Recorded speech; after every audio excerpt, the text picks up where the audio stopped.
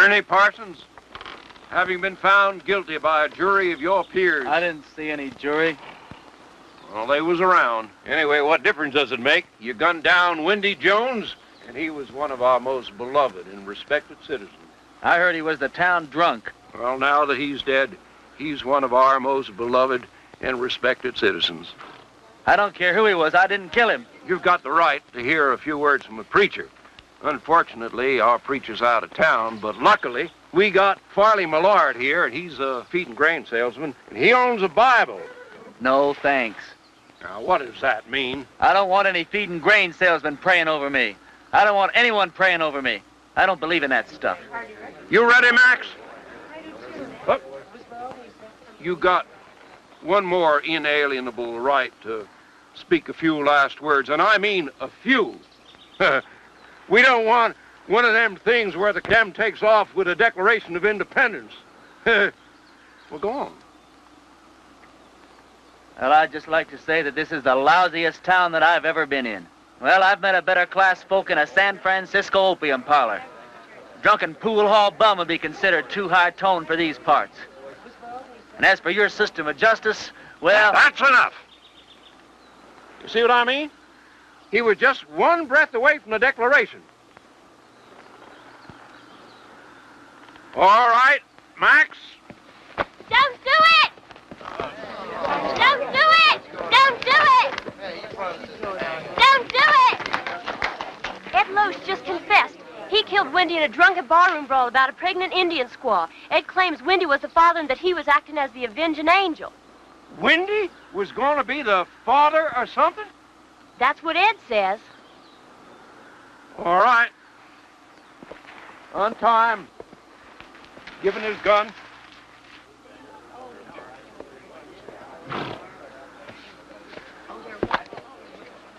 Now, that's the way out of town, son.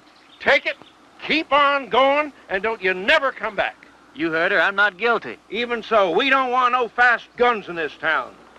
Fast guns right alongside with lepers in this law-abiding community. Can I ride back to town long enough to get some food? That's the way out, son. Don't press your luck.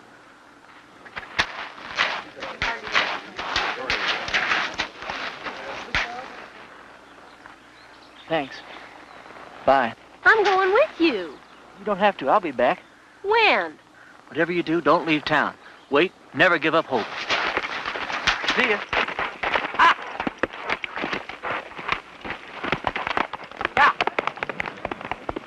Well, if I'd have known he was going to act like that, I never would have lied for him. What? You would have never... What? I don't care. I thought he was cute. There ain't a man around here I'd have as a gift. And he took a bath every so often besides. After him!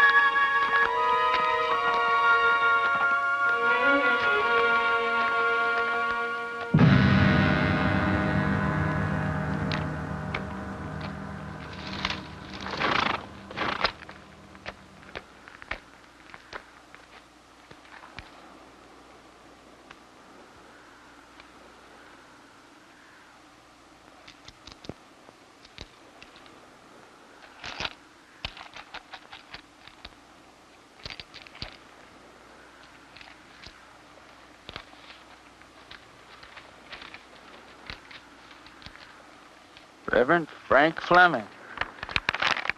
Well, pleased to know you, Frank. Dear Reverend, everybody in Castle Walk is real excited about you coming here. We ain't had a preacher here in over 3 years. When our last one left in such a hurry, he didn't even say goodbye. He was a pious man, but he had a yellow streak down his back. We're all looking forward to meeting you for the first time. We're all looking forward to meeting you for the first time? I don't know how long you'll be willing to stay, but you'll be welcome every minute of it.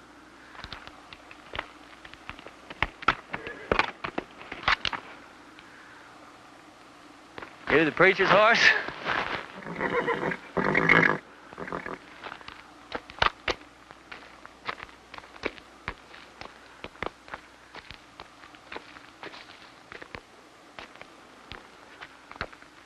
Let's see what you got, pal.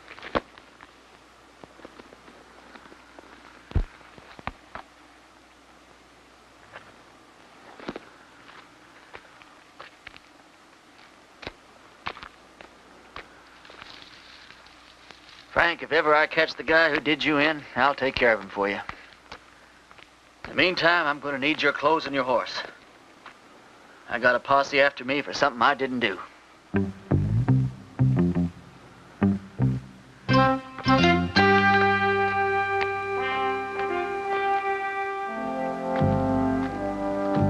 I'd say a prayer for you, Frank, but coming from me, I'm afraid it's liable to do you more harm than good.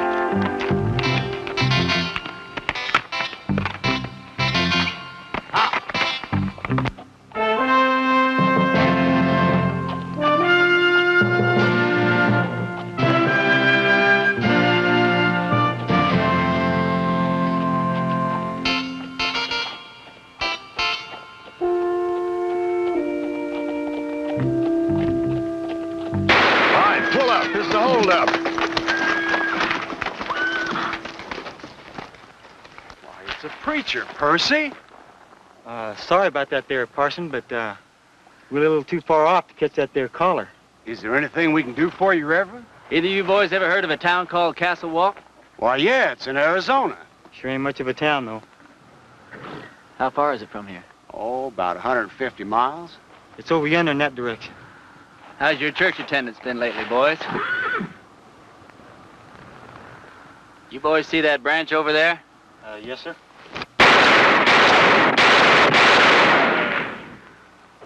That was four for the Lord, boys. He loves you, but he hates your profession. Yeah, I can see how I would. I want you boys to go and sin no more. We surely won't, Parson. As soon as we can afford not to. Preacher, you being so good with that gun and all, how come you didn't just kill us as we was riding up here? Because you boys are children of the Lord, just as much as I am.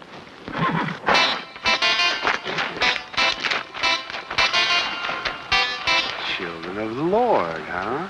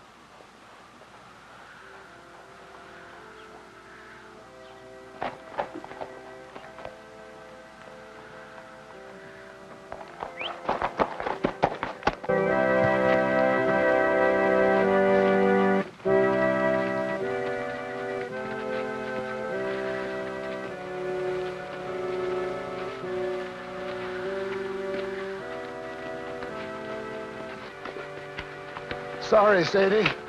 Didn't have the time to dig it no deeper. Well, I guess we better just put him in the ground and get it over with. All right. Without even a few words? Mr. Ross didn't say nothing about no words. Said we could have a burying. Mr. Ross didn't say nothing about no words. But Sam was a Christian man. You can't just bury him like a wild dog. Can't we stand up to Mr. Ross just this once? You're leaving here after the burial. We gotta stay here and live with him. All right, let's get going.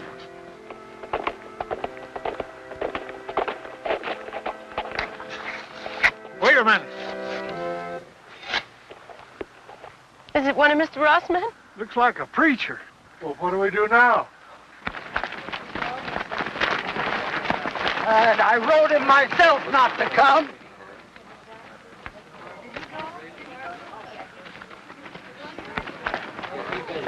Thank God you're here, Reverend. I've done many receptions in my life, ma'am. Yours is almost unique. We were going to have to bury my husband without any proper words being said. But now that you're here... You, the Reverend Frank Fleming? That's right. I wrote you a letter telling you not to come. No, you wrote me a letter welcoming me to Castle Walk. I wrote you that letter. Yeah, but things changed.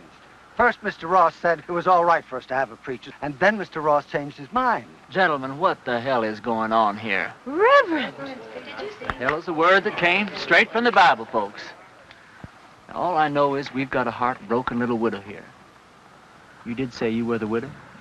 And these are my children.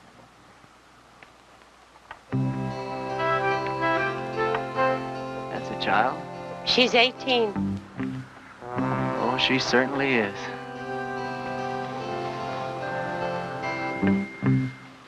Well, first order of business as I see it is to get this poor man put decently into the ground. Oh, thank you, Reverend.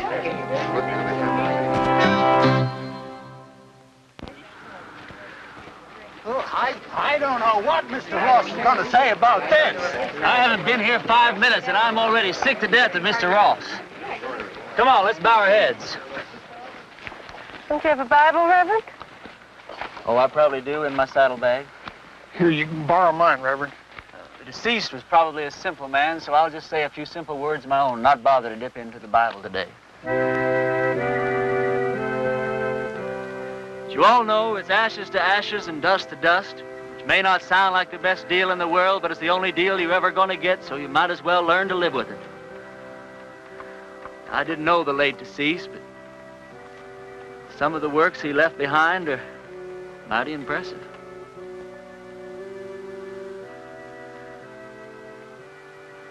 Well, what did he die of? He was shot in the back. May the full wrath of the Lord fall on people who shoot other people in the back. It's a rotten, sinful way to make a living.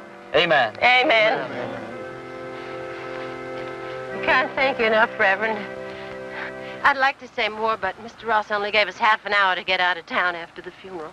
You're leaving town? You taking her with you? Mr. Ross said we all had to go. Who is this Mr. Ross? He's a mean, miserable, murdering thief, and he runs everybody in this part of the country. There ain't a soul of us that had a single, solitary, happy day since he rode in here and took over. He's going to hear every word that you said. Yeah, and he'll probably kill me. But at least I got to say something that should have been said before I died. Why is he running this woman out of town?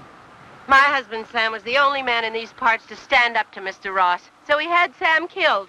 He let us take one wagon load of our things. We'd better get started. Ma'am, the only place you're going is back to your ranch.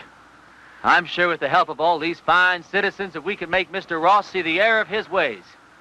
Reverend, you don't understand the situation around here. Mr. Ross is a powerful, powerful man. He's got money and influence. And he's got 20 top gunfighters working for him. Before I tell you people what I really think of you, I'm going to tell you something about gunfighters. Now, Ross doesn't have 20 top gunfighters working for him because there ain't 20 top gunfighters in the whole U.S. of A. Now, what Ross probably does have is about 15 cowboys that wear guns for ornaments. They do just fine at shooting up a saloon or making some terrified dude dance a little jig. Ross has probably got about 3 men who are pretty good at getting their guns out of their holsters, but no good at hitting anything once they do. Which leaves about 2 or 3 men that might honestly be called gunfighters. Not top gunfighters. More like second or third raters. So you see, you folks have been letting yourselves be rousted around by a bunch of two-bit yahoos. How come you know so much about gunfighters, Reverend? The Lord's work takes one to many places in many climes. Matthew 31. There ain't no Matthew 31. Well, there ought to be. Widow, I want you and your family to get in the wagon. I'm going to drive you home. You're going to sit next to me. Oh, I don't know, Reverend.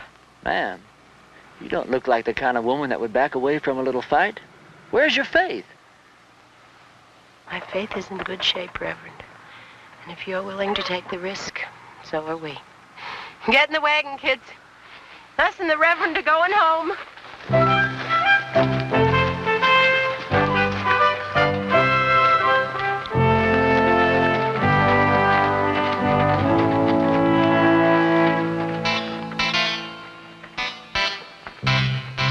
The lives of this family will be on your soul, Reverend. Oh, Reverend. Yeah. A couple of Ross's men are in town and they're pretty liquored up. That was their first mistake.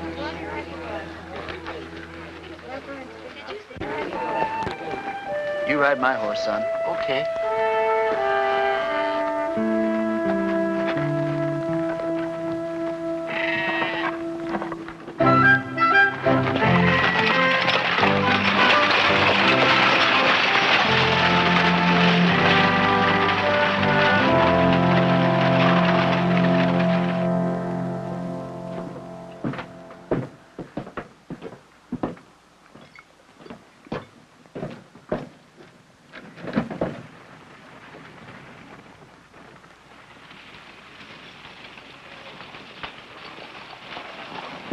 Hey, let's go have some fun.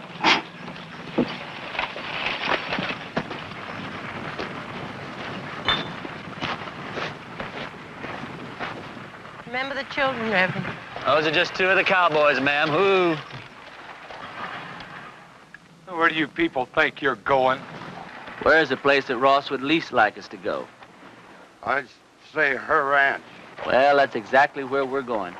Wait till Mr. Ross hears about this. Mr. Ross is a skunk of doubtful parentage. Mr. Ross is so low he could walk under a rattlesnake's belly wearing a high hat. And that's what I think of Mr. Ross without ever having met the man. Now, that was indecisive, cowboy. Could have very easily cost you your unimportant life.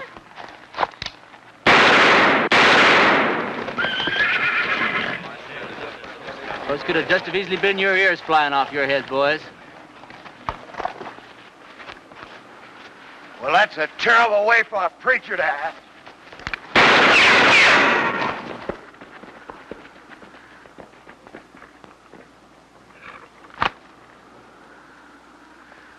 The Lord wants someone to move. He wants them to move.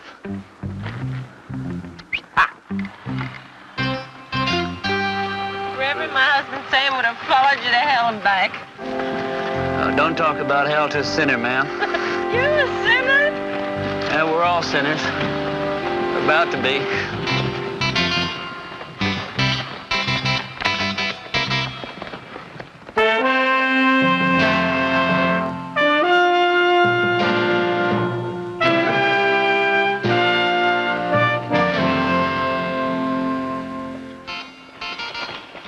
All right, kids, as soon as we stop, I want you to get the wagon unloaded. I want to get this family settled in before dark. You don't mind if I order your kids around a little, do you, ma'am? Reverend, you can do anything you want to. Reverend? Reverend? Oh, yes, ma'am. Reverend, this hole in the back of your coat, it looks like a bullet hole. Well, that'd be my guess, ma'am. You guess? How could a man be shot in the back and not know it? Well, I was carrying that coat over my arm when the shooting took place.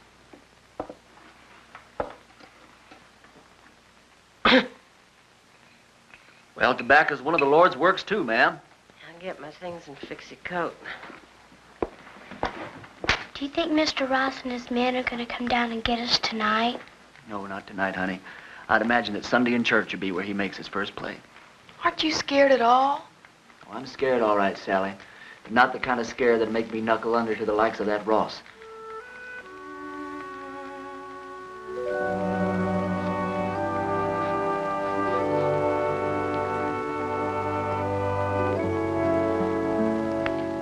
thought of a text for your sermon tomorrow, Reverend? Tomorrow? Tomorrow's Sunday. I've lost all track of time the last few weeks. What do you think I ought to preach about? I thought you said the sin of cowardice. Yeah, that's not bad either. Thought you probably had some favorite passage from the Bible to illustrate your point. Oh, I do. Several of them, as a matter of fact. But what's your favorite passage from the Bible that would illustrate that point, ma'am? I think it would be Luke 12. Christ says, "Do you think I have come to give peace on earth? I came to cast fire upon the earth, and wooded were already kindled." It says that in the Bible? Well, I told you, Luke 12. Oh, Luke 12. Yeah, that Luke, he really knew how to turn a phrase, didn't he?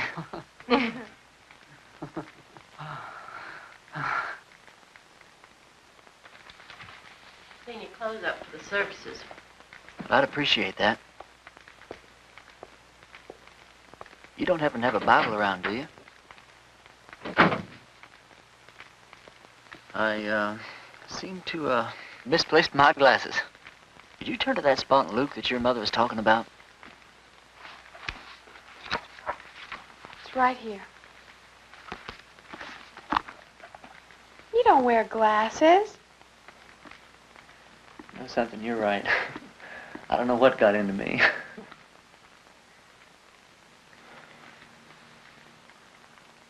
Well, good night.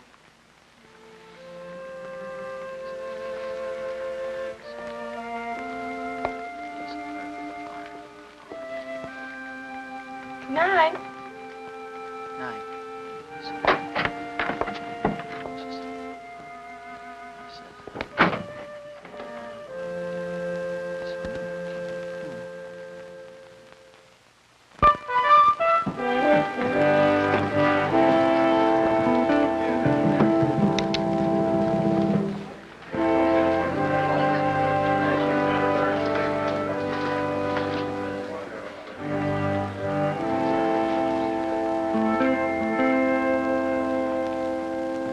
Folks, I'm going to read you from Matthew chapter 10 and verse 34, although Luke says pretty much the same thing in his 12. "Think not that I am come to send peace on earth. I came not to send peace, but a sword." Now, I don't know what that means to you, but I know what it means to me. It means that while God loves peace, when the occasion arises, He's not reluctant to use the sword. Matter of fact, when the occasion calls for it, He might become downright irritated if you don't use the sword, or the gun, or the rope, or whatever's handy.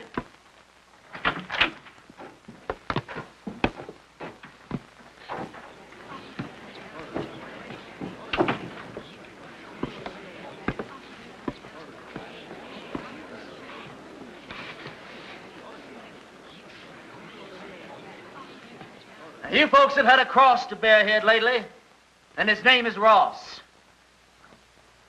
They say that people get the kind of lives they deserve, and I guess they do. But when men won't fight for their wives, women, and children, and when their women won't make them fight for what's right, then these people don't deserve any kind of lives at all. That's exactly what you got.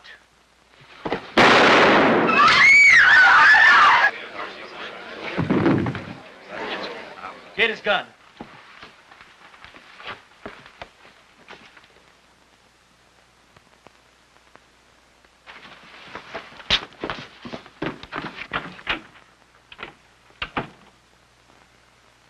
Never done it? I don't think you could possibly realize what an awful thing it is to kill a man. I don't know who God must be mad at the most. That man for wasting his life at the order of some tin-horn dictator. Me for having to do this thing in his own house.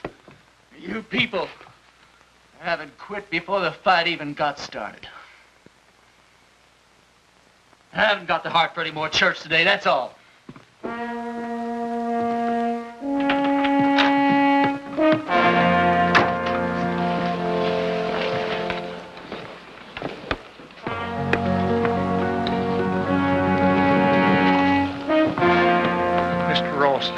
These men are outside. Take care of yourself, son. Every second.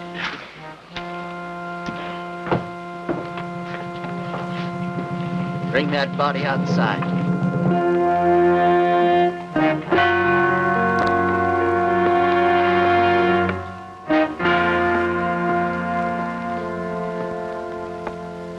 You've had a couple of fun days here, preacher.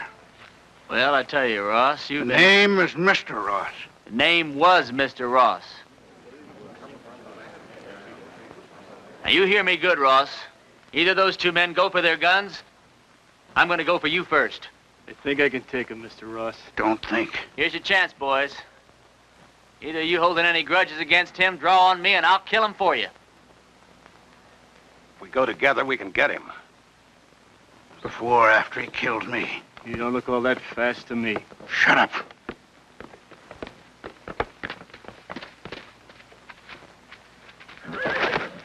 Friend of yours, Ross? All right, preacher. You've pulled yourself off a nice little grandstand play for the folks. Now, I want you out of town. Who killed Sam Underwood, you or one of your men? I'm going to find out if I have to take the whole bunch of you to pieces. Give me the word. I'm sure I can beat him. We'll go on back to the ranch. I'll be there in a minute. You sure? Now.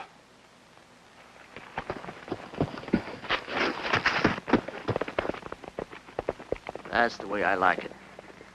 Man to man. Do I make the first play or do you?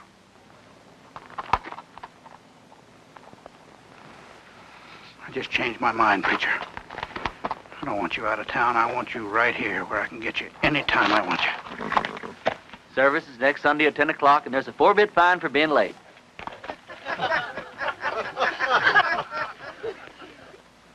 You wouldn't shoot me in the back, would you, preacher?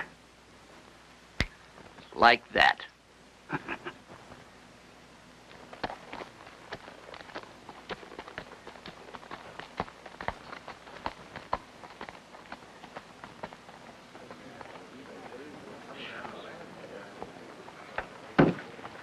Any of you folks think your preacher doesn't deserve a drink after the events of this morning?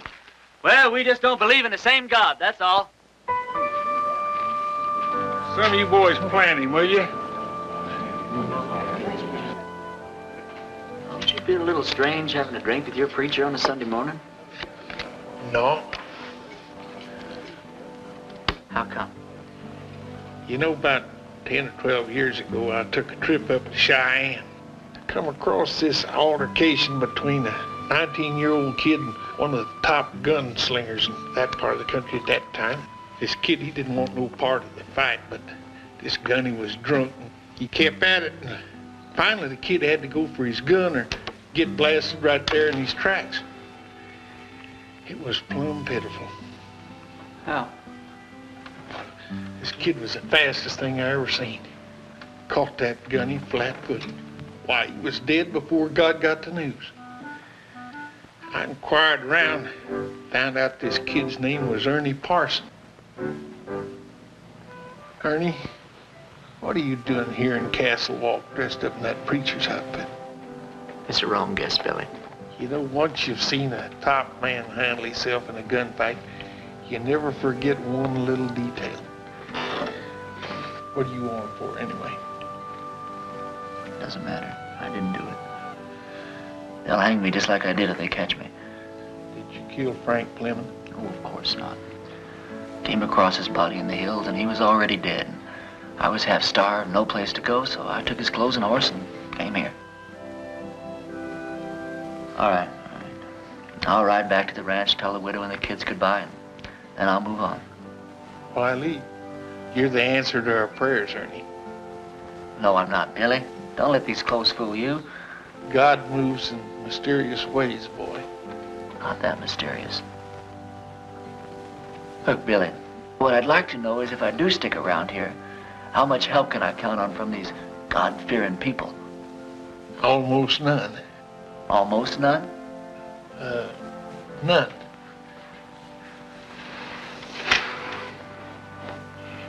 Which is just God moving in his mysterious way to get me killed. God will smite the sinners of Castle Walk just as surely as he smote the Philistines. Smote. For the time is at hand when you will hear of wars and rumors of wars. Be not afraid, for this must first take place. Nations will rise against nations, and kingdoms against kingdoms.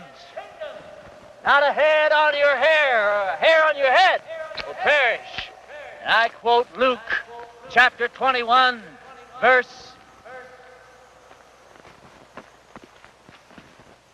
Luke chapter 21 and verse 23. For there shall be great distress in the land, wrath upon his people.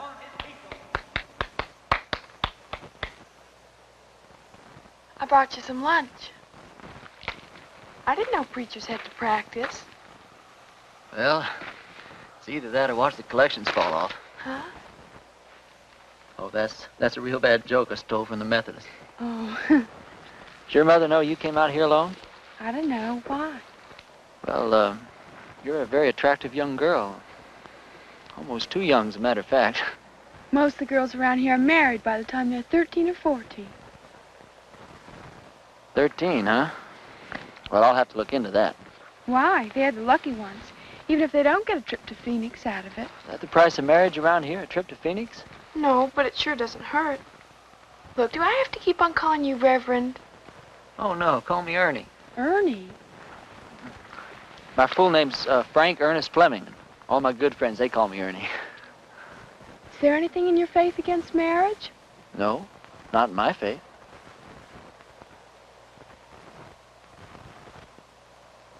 Look, Sally, sit down. This conversation isn't going in exactly the direction I'd planned. I mean, you know, marriage is just fine. I was real glad that my parents believed in it. But, well, there's other things, too.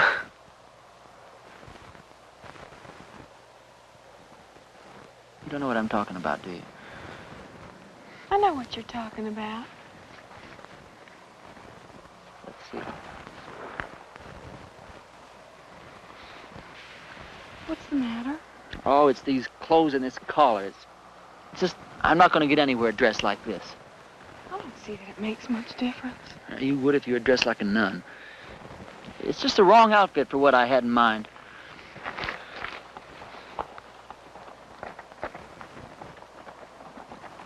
Hey, preacher! I gotta talk to you! Hi, Sal. Hi. It's real important.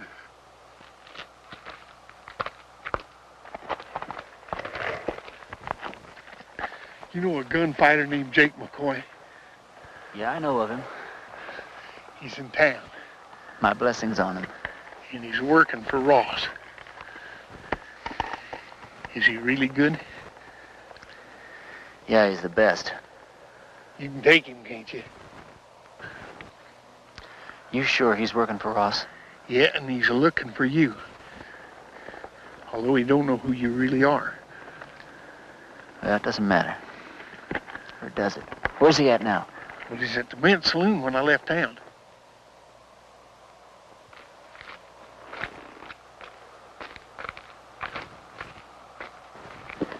You're going to have to ride back to the ranch alone. We didn't get very much accomplished today, did we?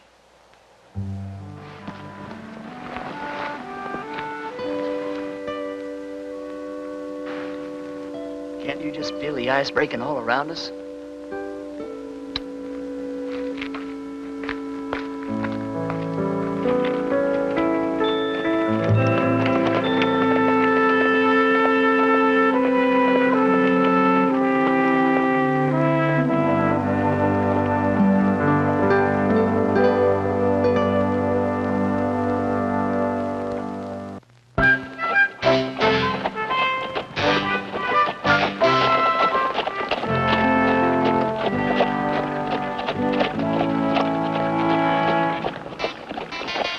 Well, this is your last chance to ride on out of here.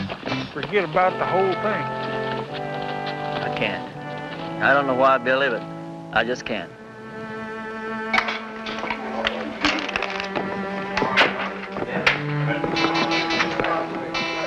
Tim will be on him at the table. He's already spotted you.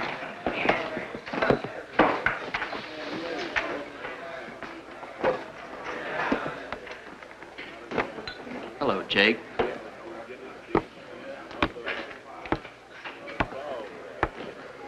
I was just about to go looking for you.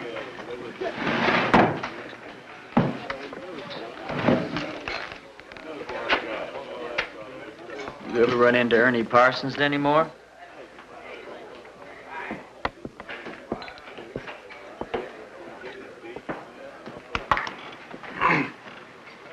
I've never run into Ernie Parsons.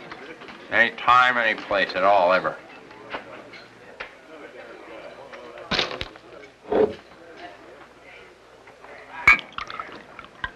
You have now. You?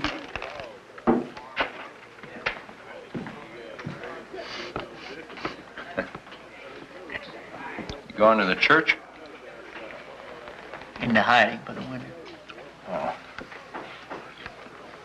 I always heard you were kind of smart. I never heard that about you.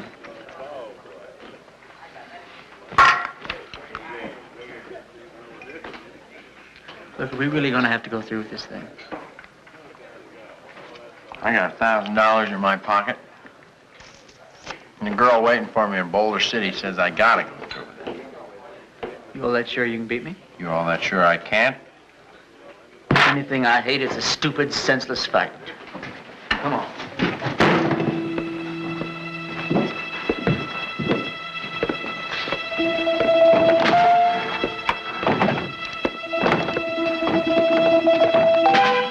Well, how do you want to do this? Billy, when we get in position, flip a coin. When it hits the ground, we go for our guns, all right? All right. Jake? One of us is gonna die, and it's not gonna prove a thing. Sure it is, Ernie. It's gonna prove which one of us is a fool to call himself a gunfighter.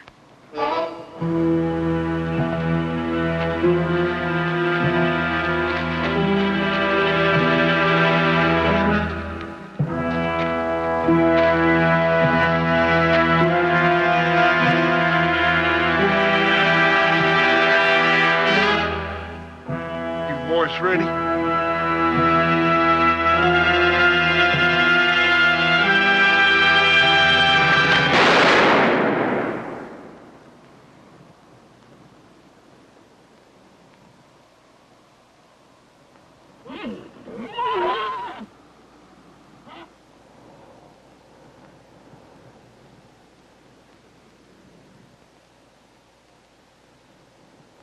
Are you hit? You?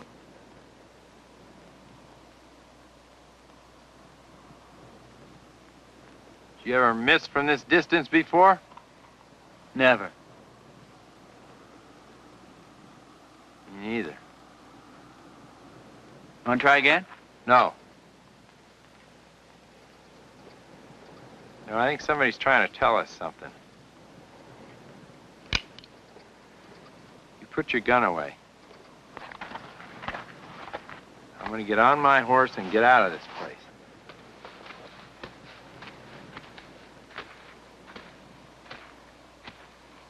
I beat you, you know that, don't you? Oh, no, you didn't, and you know dang well you didn't, Jake. You gonna give Ross his $1,000 back? No, I'm late for my date.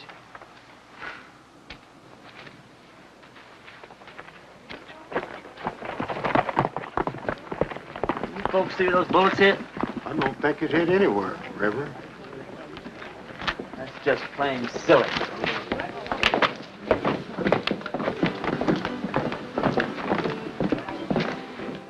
Hold on.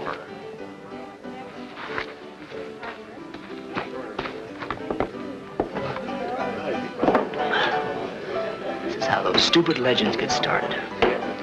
Jake and I have an off day in a gunfight. Miss each other. Wish there could be 1,000 explanations. Just because a bunch of rummies standing around don't see where the bullets hit. All of a sudden, you've got the miracle of Castle Walker. Now this whole miserable little town's gonna think that God's on their side. Well, you got me convinced, son. But somehow or other, I just don't hardly believe that you convinced yourself. Now, let me point out a couple of things to you. Like what? Well, for instance, you're back yonder in that town and they're about to hang you. And right at the last minute, in rides this gal and saves your neck. She and I'd been fooling around a little bit. All right, well, then you're out there in the brush. Posses are chasing you. Then all of a sudden you come across this here preacher's body. You find this letter that brings you right here to this here town. Supposed to lead him. Yeah, but you was the one that wound up here. Right here where you're needed more than anybody's ever been needed before. Now, do all this make you want to stop and think just a little bit, boy? No. I don't want to talk about it.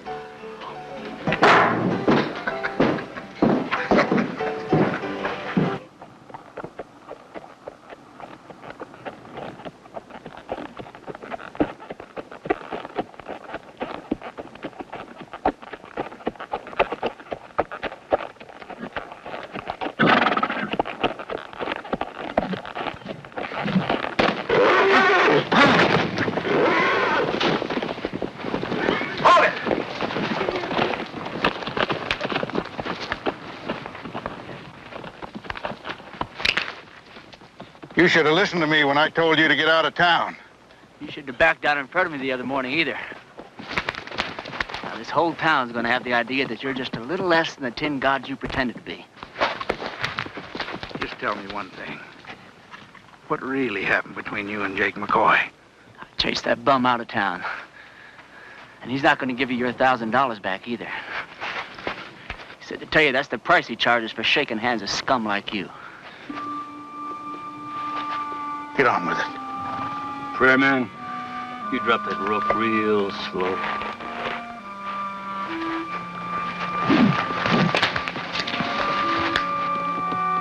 Drop it.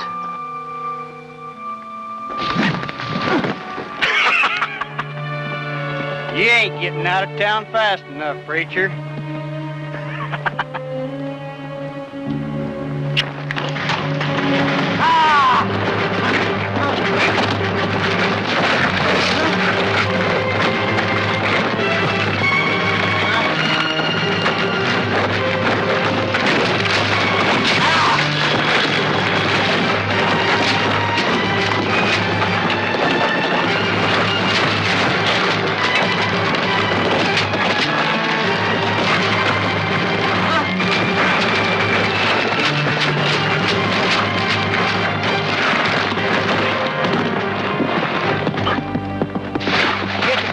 Preacher?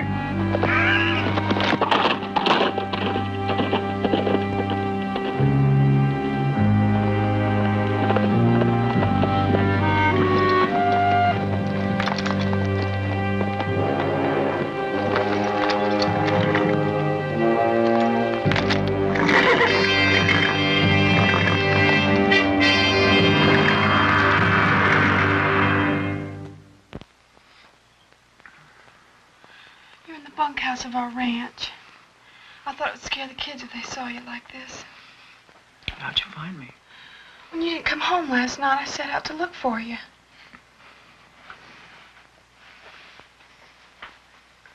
You stripped me down? I'm a ranch girl with brothers. Don't make a big thing out of it. You're something brand new in my life, Sally. Are you strong enough to get up and get dressed and get out of here? Doesn't matter whether I am or not, I've got to do it. You turn your back, Sal. I'm not as advanced in my thinking as you are. Will I ever see you again? Sure, why not? I'm not going far. Well, you have to. When they don't get your body, Mr. Ross will never stop until they find you. Yeah, and this is the first place he'll look. I want you and the kids to go out and dig a grave. Put some kind of a marker on it with my name. Tell Ross you found my body and buried it in the hills. Can I turn around now? Sure. Sally, I don't want anyone to know that I'm alive. I want it to come as a horrible shock to Ross. I want to start giving him trouble in ways he never dreamed of. I'm gonna need plenty of food, water, and ammunition. I'll get you everything you need. Where will you go? I'll hide out in the hills for a while. Well, Ernie, in this part of the country, if a girl undresses a man, it's customary for the man to make an honest woman out of her.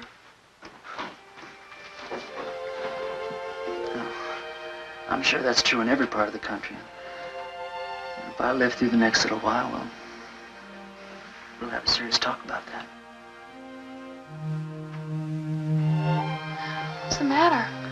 Well, just look at the way I look. Well, it's always something, isn't it? You don't like the way you're dressed. You don't like the way you look.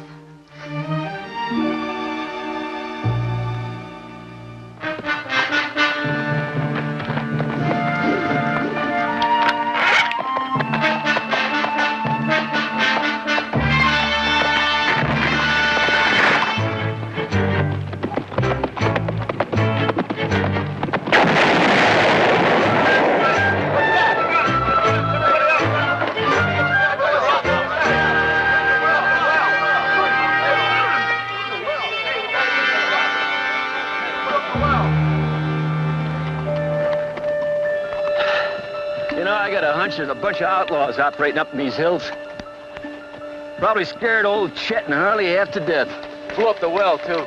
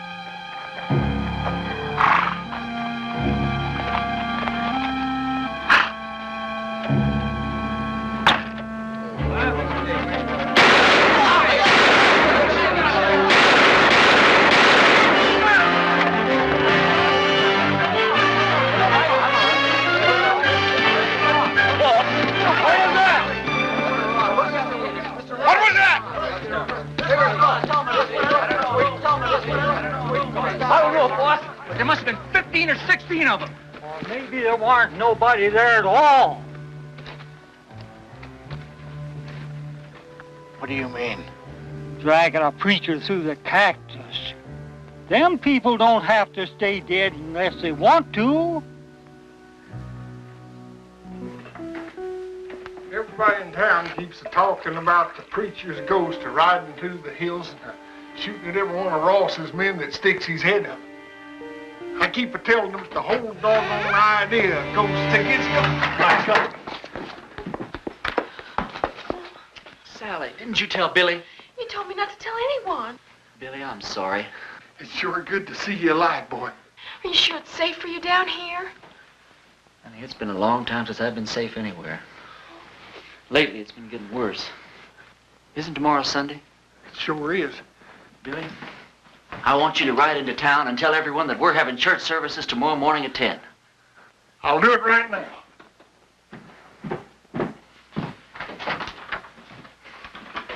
Sally told you our plans, ma'am? Yes. You have any objections? No. Ma'am, has it occurred to you that, well, Sally's liable to end up one of the youngest widows in these parts? Mary Mert's only 14 and she's been a widow 2 years. Besides Mary Mert. No, Grace Dorothy only been married a week and a half when her husband fell down a mine shaft. You know how old she is. Sally, could we take a walk outside? Excuse us, ma'am. Sally, the reason I brought you out here is, well, one of the reasons. If we're going to be husband and wife, then you've got a right to be in on the decisions that affect the both of us. You understand?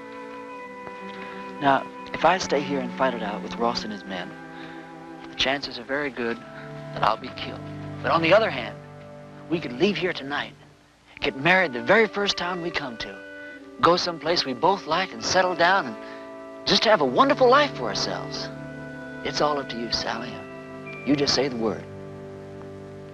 Well, Mom always said never throw yourself in between a man and what he thinks he's got to do.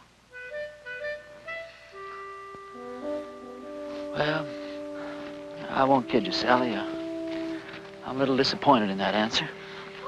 No, it's all right. I got the strangest feeling that I've been pointed straight toward this shootout ever since the day I was born. There wasn't a thing in the world I could do about it. Billy says it's God moving in his mysterious way. Me? Well, I just don't know. You very religious, Sally? Why do men have to talk and talk? Can't you be quiet and get on with what you're supposed to be doing? Yes, ma'am.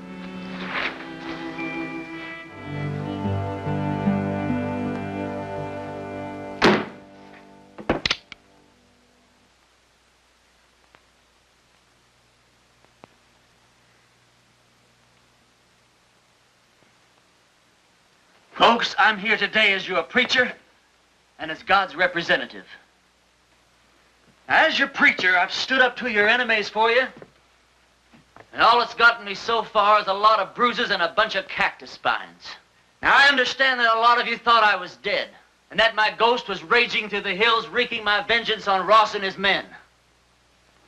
But I want to ask you something. What were your feelings?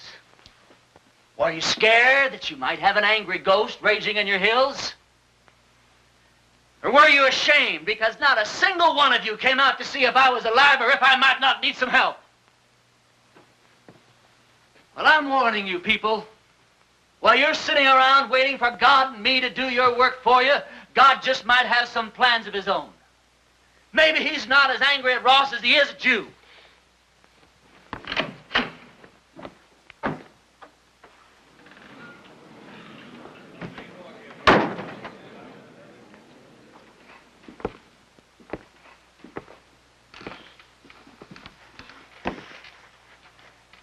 I'm not armed. Billy, go outside, take a look around. I came alone. Go on, Billy. I just thought it was time that all this foolishness came to an end. We got a new country to build here. We ought to be getting on with it, instead of indulging in all this senseless killing. I won't deny that you've hurt me since you've been here. Several of my men have been killed or wounded. Several more have run off because you scared them half to death. I didn't know I was doing that well. What do you want, Ross? A truce. A chance to get on with our lives. Ross, if you were sitting on a stack of Bibles 10 feet high, I'd bet money that you were lying and I'd win. Well, now, just a minute, Reverend. If Mr. Ross is sincere, and I believe he is, this may be just the moment we've been waiting for. Luther, how could you believe that? I don't believe him for a minute. Now, Sadie. You are going to believe this man after all he's done to you? Jehoshaphat, Reverend. Anybody can make a mistake. If Mr. Ross is man enough to come here, Please. I didn't mean to create any dissension amongst the preacher's flock. Now, you've all heard what I have to say. Think it over.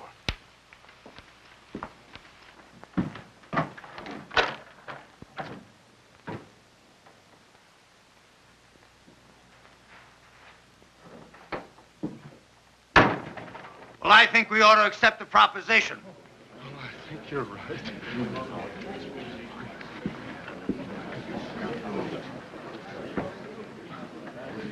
I have an announcement to make. Miss Sally Underwood and I are going to be married tomorrow morning at 11. You're all invited. I don't know. The second the ceremony is over, my wife and I will be leaving this God-forsaken town for good. The ceremony won't take place here in the church. It'll be at the Mint Saloon. You can say what you want about those people at the Mint, but they know why they're there and they do something about it.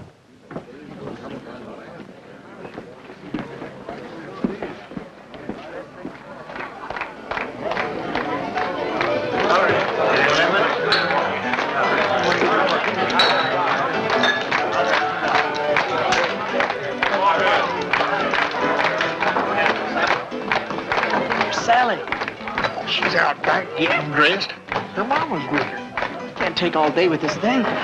What's your rush, boy? Well, one of my feelings, and I'm never wrong, that I should get out of this place. Funny you'd say that. Huh? Oh, nothing. Hey, yonder she comes down. Oh, you're beautiful. Come on, everybody.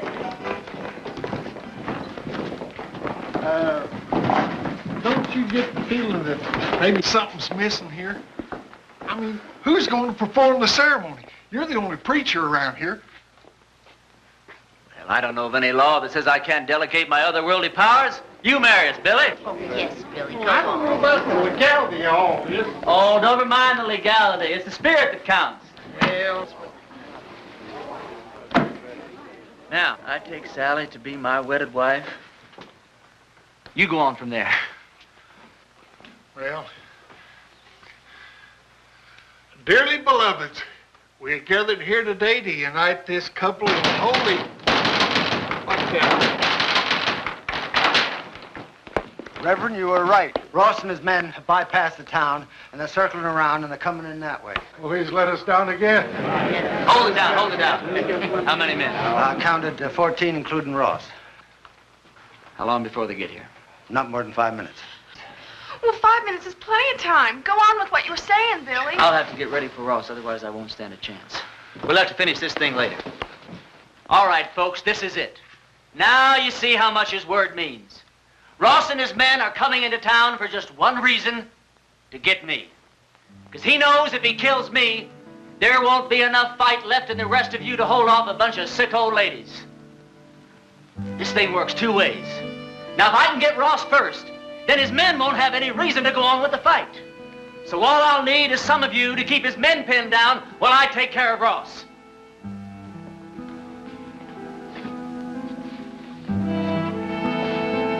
But the women and the children... You don't even have to come out in the open. You can shoot from the windows or from the roofs. You don't even have to hit anything. Just shoot fast and make a lot of noise, but keep his men pinned down.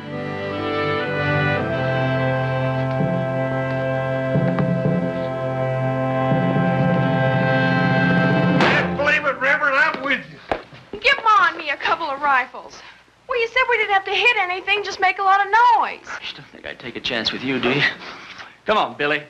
Give me the keys to the hardware store. Barbershop. I don't hate you people. I guess you just can't help the way you are. Well, I ain't gonna be that easy on you. Ernie, there's something else that you ought to know about. I'd have told you sooner, but, well, I didn't want to spoil the wedding. That sheriff that wanted to hang you, he's here in town. Where? Over at my place. I told him I was the sheriff here. It's one that I got off our last late sheriff. Anyhow, I told him if he'd wait there while I'd round you up and bring you into him. How'd he find me? Oh, him and that posse come across Frank Fleming's body. One of them old boys knew Frank, and they figured that you'd switch clothes with him. Well, if he wants me, he's just going to have to get in line behind Ross and those other 13 men. You take the barbershop.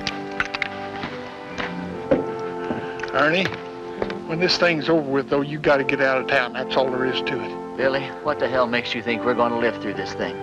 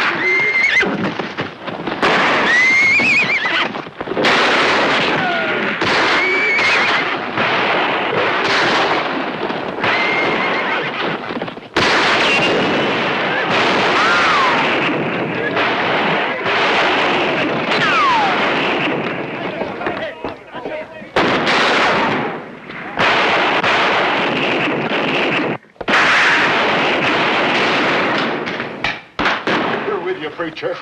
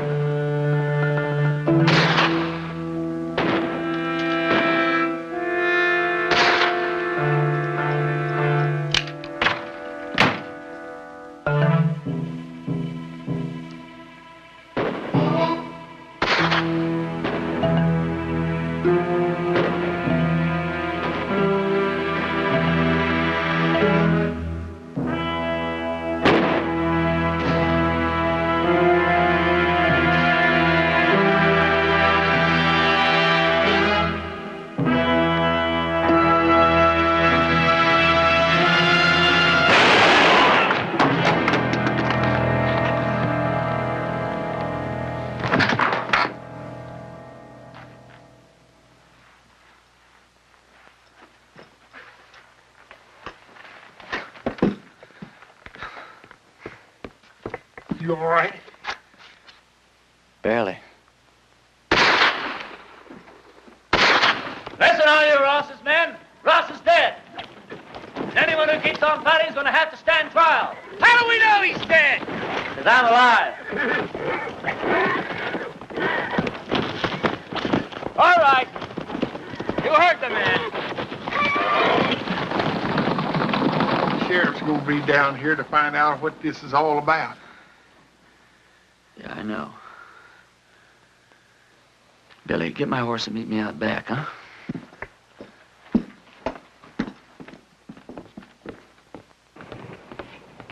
Go over to the men's saloon and tell Sally to meet me back at the ranch. We'll take off from there. No, I ain't going to do it. I'm a dang fool for going along with this thing as far as I have. And I ain't going to go no further. What are you talking about? I ain't going to let you run away with that kid.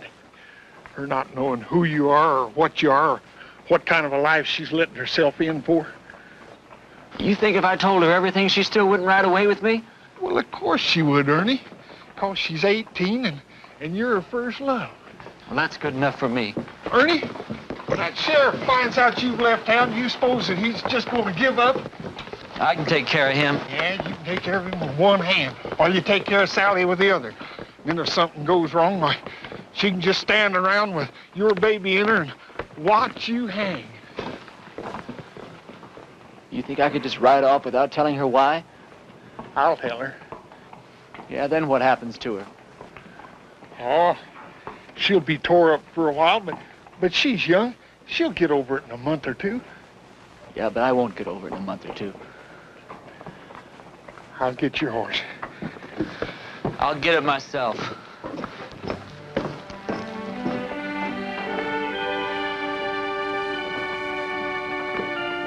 Ernie, this town owes you a whole lot, but it don't owe you Sally. Can't make any promises.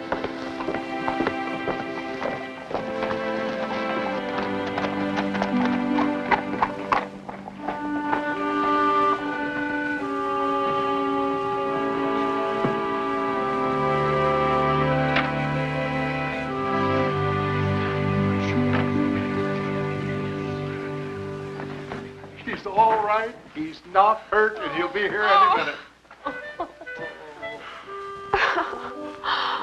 Damn it.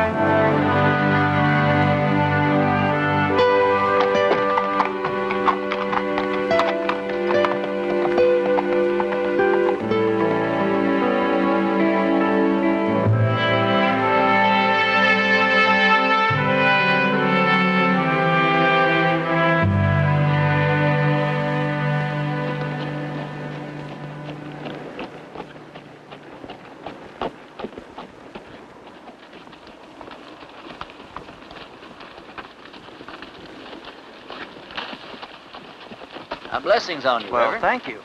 Ernie, do I know you? No, I don't think so. And how come you know me? Because I know every preacher in this part of the country, and you're not one of them. And I've been hearing about a gunfighter named Ernie Parsons and some interesting goings-on in a town called Castle Walk. Well, don't believe everything you hear, Reverend. Oh, I don't. That's why I'm on my way to Castle Walk right now, to investigate these wonderful stories. Maybe you should get them a real preacher now. They seem very happy with the one they had. They had a gunfighter, not a preacher. God moves in mysterious ways. You boys sure do hammer away at that phrase, don't you? You really going to Castle Walk? I sure am. When you get there, would you give these to a girl named Sally Underwood? Tell her they're just from an unknown admirer that thinks certain girls should have a trip to Phoenix, even if they don't get married. All right. Ernie, did you ever think that the things that happened to you in Castle Walk might be your call to the kind of work you've been destined to do? Reverend, I didn't solve the problems of Castle Walk by praying them away. I did it the way I always do, with a gun. Did you ever hear of a call coming that way? But you left it a better place than it was when you arrived. You're a nice guy, Reverend, but no thanks. I'll be seeing you, Ernie.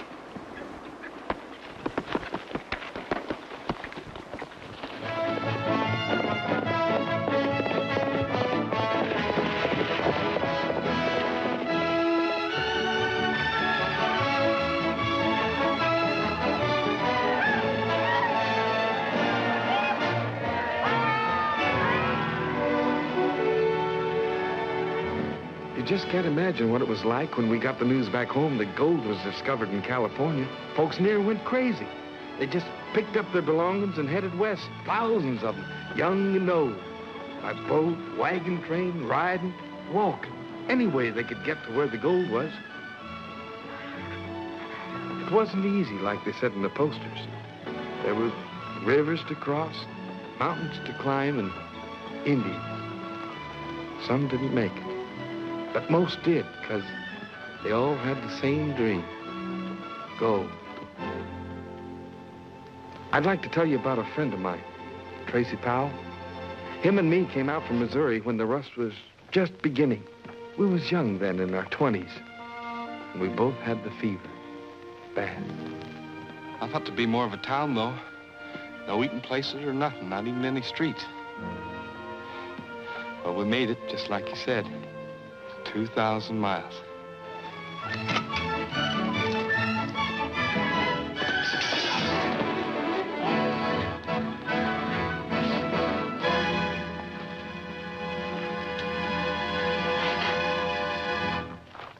If you want that gold, you can keep it, boy. Just get to the diggings. If you want them nuggets in your hand, it's all right with me. Only worth a couple of cents. Can't take much out in one day. You'll find that out. I guess I didn't see where I was going, mister. Nobody around here sees where they're going, especially the first couple of days. You all right, Tracy? Yep, that's it. A river of gold. Sure, lots of folks down there. Tell me, how long you figure it's going to take before you get rich? 2 weeks, maybe? 3? Well, don't you do no digging, mister? No, I'm just sitting here. Much easier that way. You keep her sitting there and all you'll end up with is calluses. Maybe so, maybe so. Just look at them down there. Breaking their back, just for feed. Just like them ants there. Thousands of them. All of them doing the same thing. Crawling up the hill, then down the hill, then up again. Can't never get anywhere that way. Don't you worry none, mister. We've been a long time coming. We aim to make it. What makes you think you're so different? 'Cause we ain't no ants. Come on, Bert. We got some digging to do. You fellas need any equipment, or your dust changed to coin. Just remember the name's Haver. Willis Haver.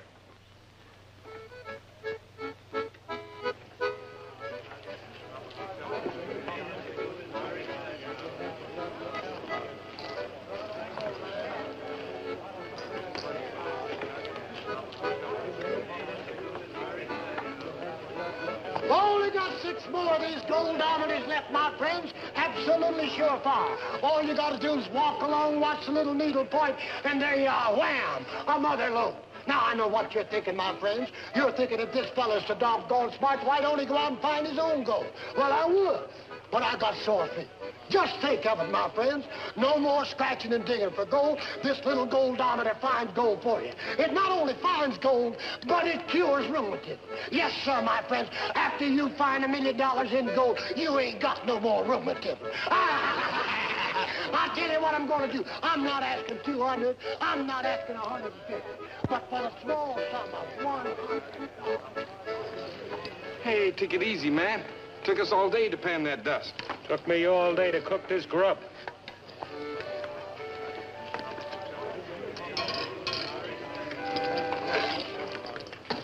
How about that, Tracy? Most a whole day's work just to eat once. Howdy, Mr. Haver.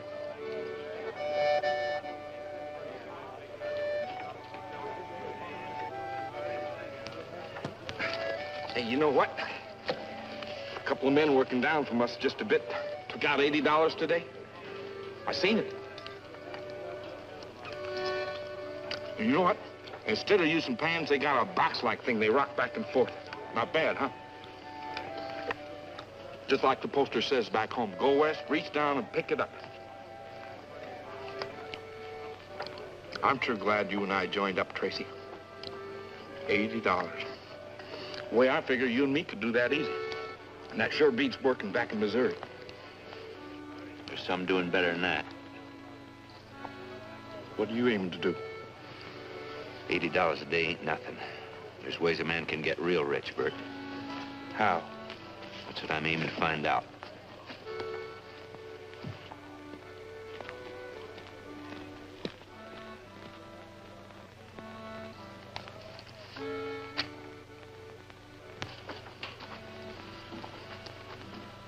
Howdy, Mr. Haver.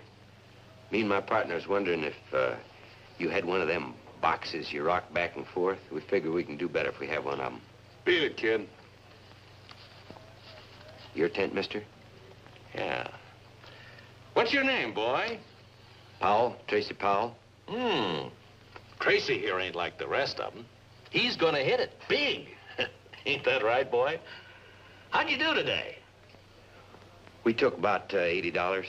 You see that, Sam? Not many around here could do that the first day. Come on, Haver. I gotta catch up on my drinking. Your gold, mister? Man must be a powerful man to take that much gold. Excuse me for asking, but you get that gold out of the river? You better get out of here, boy, before you get your nose caught someplace where it hadn't ought to be. I ain't aiming to get you mad, mister. Just asking civil question. You don't have to answer it. Except I know you didn't get that gold out of the river. Oh? He knows you didn't get the gold out of the river. You aren't a good judge of human character, Sam. Wilkins here a little moody when he ain't had a drink. Powell didn't mean nothing, did you, boy? He was just eager. Eager like a thin coyote. You know, I don't see it do no harm telling us where you're working the gold. Who knows, Sam? Powell here might make just the partner that you've been looking for. I didn't mean to rile you. I respect a man who's got sense enough to make out better than the rest of us. How about me buying you a drink, Mr. Wilkins, and you and me can talk? That's a good idea, boy. Bar's the best place to work for a couple of fellas get to know each other.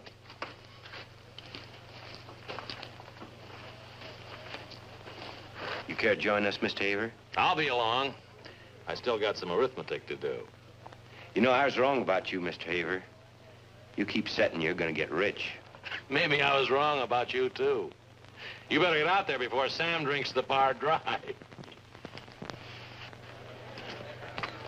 I'm gonna get me a drink. Fella had all that gold's named Wilkins, Sam Wilkins. You never seen so much gold. I tell you, You don't drink? Maybe it's time I started. I got business to talk for both of us. Well, count me out. The fellow was showing me that rocker. Well, he says Wilkins is no good, and everybody knows that. So, well, just stay away from him, Tracy. We'll be all right once we get that box built. And end up like the rest of them around here? I tell you, I seen that money. More money than I ever seen in my life before. I'm gonna get some of it. Well, last fella went out with Wilkins, got himself killed. Now, you ain't that kind. I've known you since we was kids. We ain't kids no more. Oh, I still say you ain't that kind. Maybe not. But one thing's for sure. I didn't come all this way to break my back just to fill my belly. You in or out? Out. Trace. Watch your step. I'm a-fixin' to.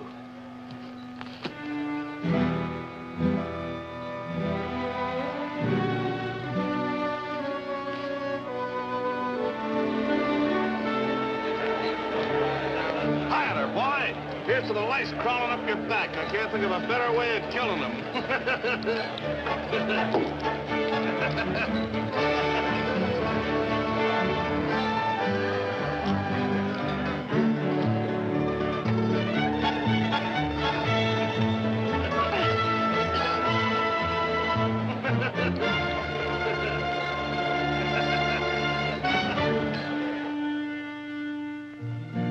So Tracy went to look for the gold. He didn't know then what the hills were going to mean to him. But he soon found out.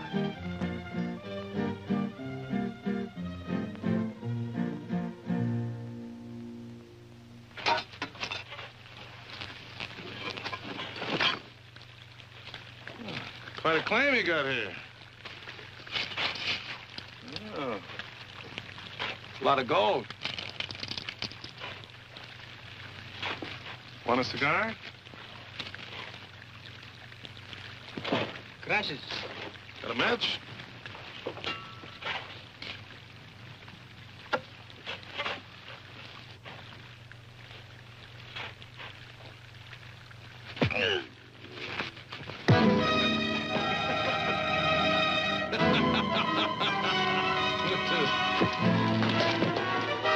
All right, now, vamos.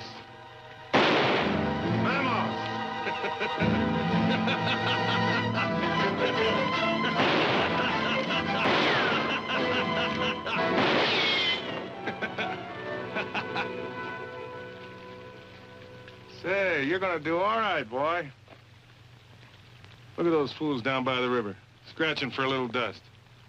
You just keep your eye on a Mexican. He'll show you where you can get real hunks of gold right in these hills. I wasn't figuring on no claim jumping. Well, what's the matter? You want to come out of here with some gold, didn't you? You can't have a weak stomach and get rich. If you don't like it, boy, you can get out of here right now. Let's go to work. Now you're catching on. Out here, there ain't no rest except on Sundays. It's because some of us are scared of the... Well, Tracy began to find out what some men will do to get rich quick. I don't think Tracy was bad, even though he went along. Sometimes gold will do strange things to a man.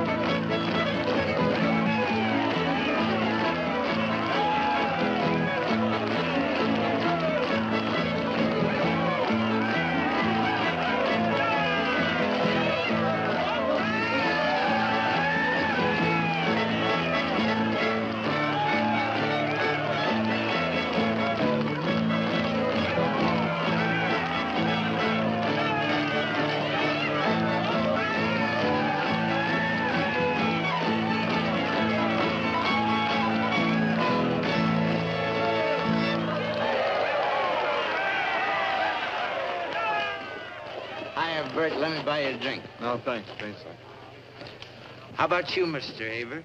After all, I got you to thank. Hadn't been for you, never would have met Sam. Never would have met Sam. Never would have had all those little sacks of dust. Come on, Bert, let me buy you a drink. Oh, Tracy, Oh, ain't no reason to be sore. Ain't you and me pals? Didn't we start out from home together? Sure, I just saw my chance and took it. Ain't no reason to be sore. Did I tell you about Mr. Haber? He's got a strong box. Great big strong box made of iron, full of money. Well, we're gonna empty that strong box of money with what me and Sam dug. We'll buy everybody a drink. Yes, sir, with what me and Sam dug. Just reach down there, picked it right up off the ground. Great big chunks, beautiful. Hold them up to the sun. They shine in your face. Thousands of tiny little mirrors. Not like the rest of them, man. Say, Mr. Haber? We'll see. You and Wilkins split up the dust yet? Gonna buy everybody a drink. Gonna walk up to Mr. Wilkins and say, it is now splitting up time. Gonna buy everybody a drink. Don't go away.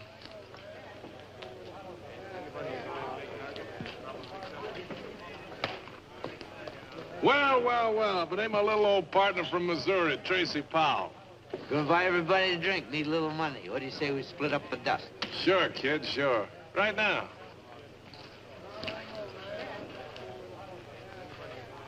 Pretty fair wage, if you ask me, for 2 weeks' work.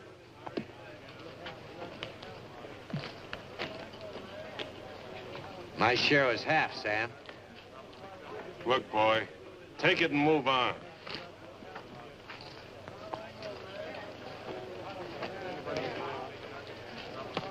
Half the gold is mine, Mr. Wilkins. Get out of my way.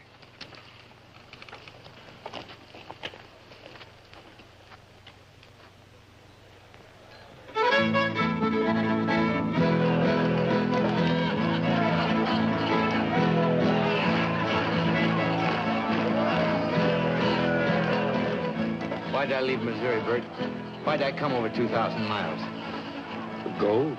That's right. And I had it, didn't I? I had it right in my fist. Half that gold's mine, Mr. Haber. You was there when we made the deal. How bad do you want it? I'd be obliged to have your gun, Mr. Haber. You get yourself killed. Don't do it, Tracy. It ain't worth it. The gold ain't worth it.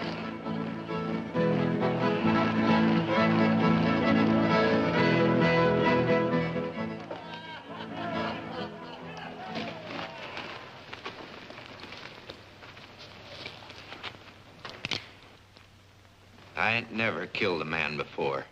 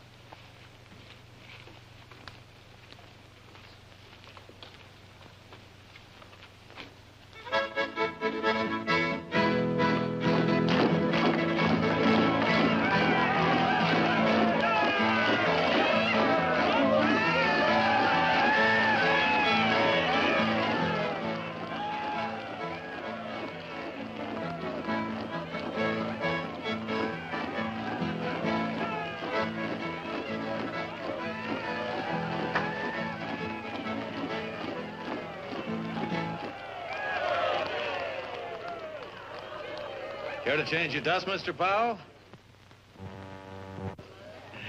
Yeah, I guess you were too busy to see that look on Wilkins' face. Yes, sir, I believe you're right. I think you're gonna make it.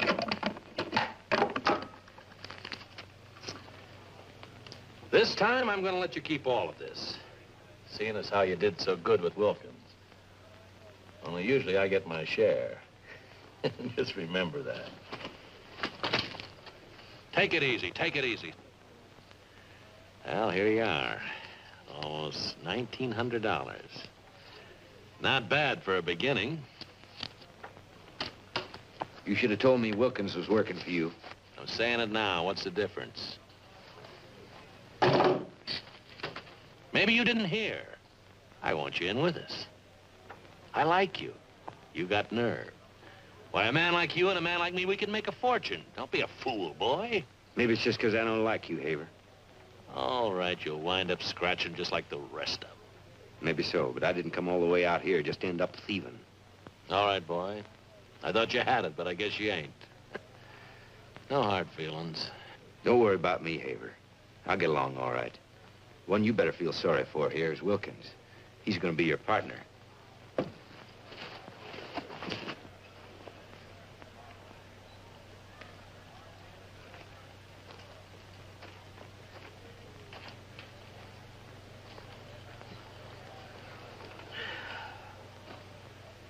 Wilkins was working for Haver. He wants me to go in with him. What'd you say? I guess you was right, Bert. I ain't his kind. Let's quit, Tracy. Forget about the gold. A whole new world's opening up. Other things, other ways to do besides the gold. There ain't nobody going to get rich around here unless he wants to be like that fella Haver, or unless he wants the gold so bad he's willing to do most anything for it. Man don't need no mountain to live out his life happy. You ain't seen it up in the hills like I have, Bert. It's true, like they say. And one day, a man can make himself enough to live like a king the rest of his life. You got a sickness, Tracy. Can't you see it? You got a sickness. And you'll either die from it or end up partners with the devil. There ain't no in-between. And you and me better have a drink. Because you're looking at a man that's figuring on going straight to the devil.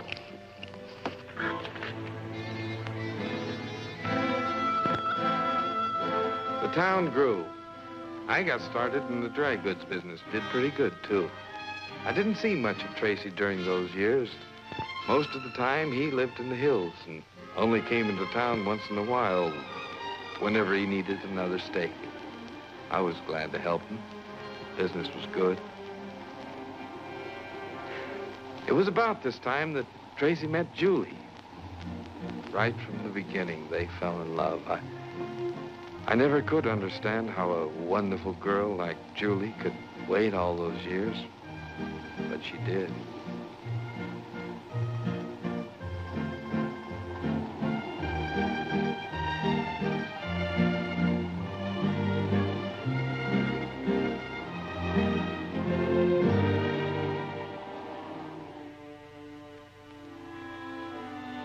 One summer day, he did come back. With a rock in his hand and love in his heart.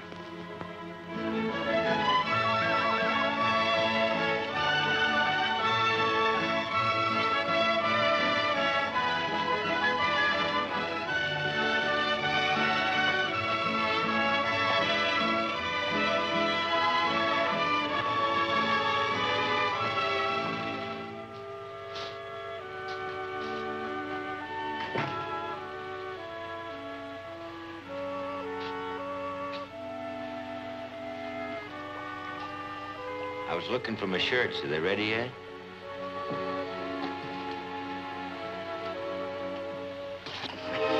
Tracy. I was worried you'd found yourself a man.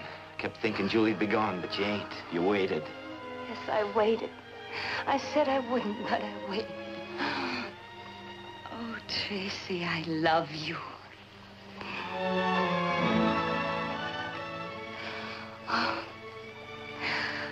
This time was the hardest.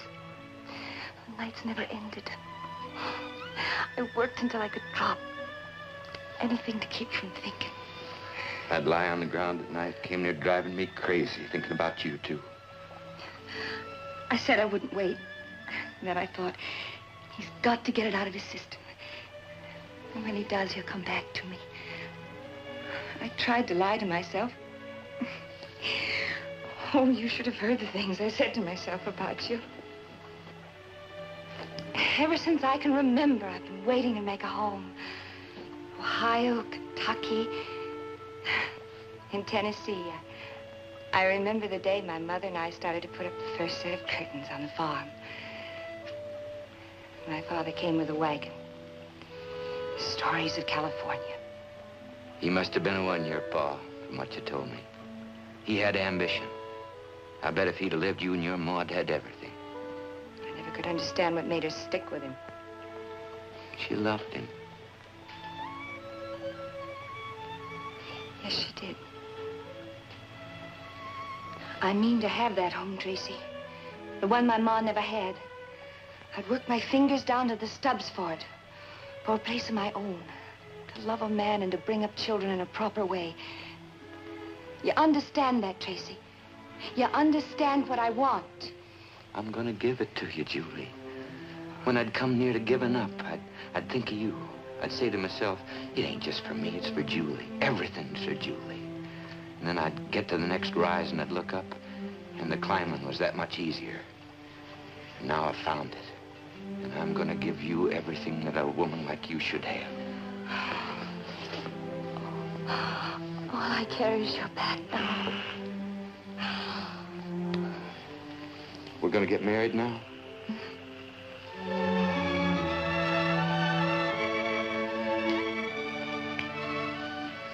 You better give me that clean shirt.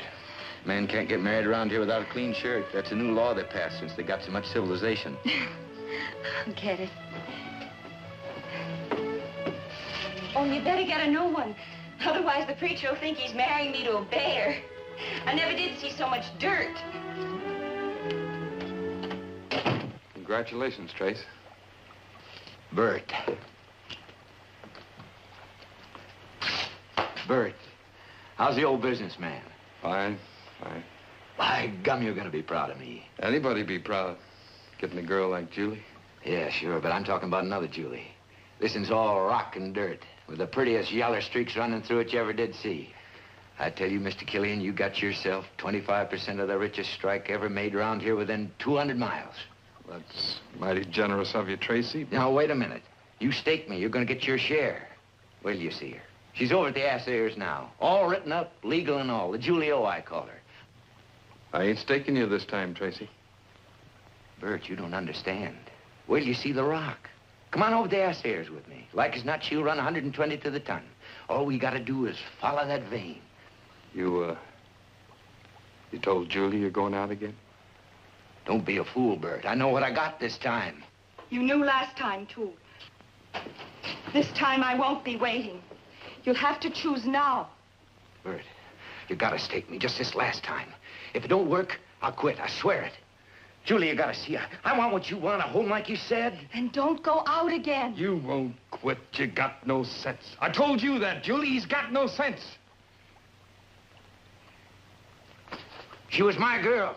You knew that, too. Yeah, I knew it. I'll get me a stake somewhere else. I see how you waited, you and him. Get out! Get out!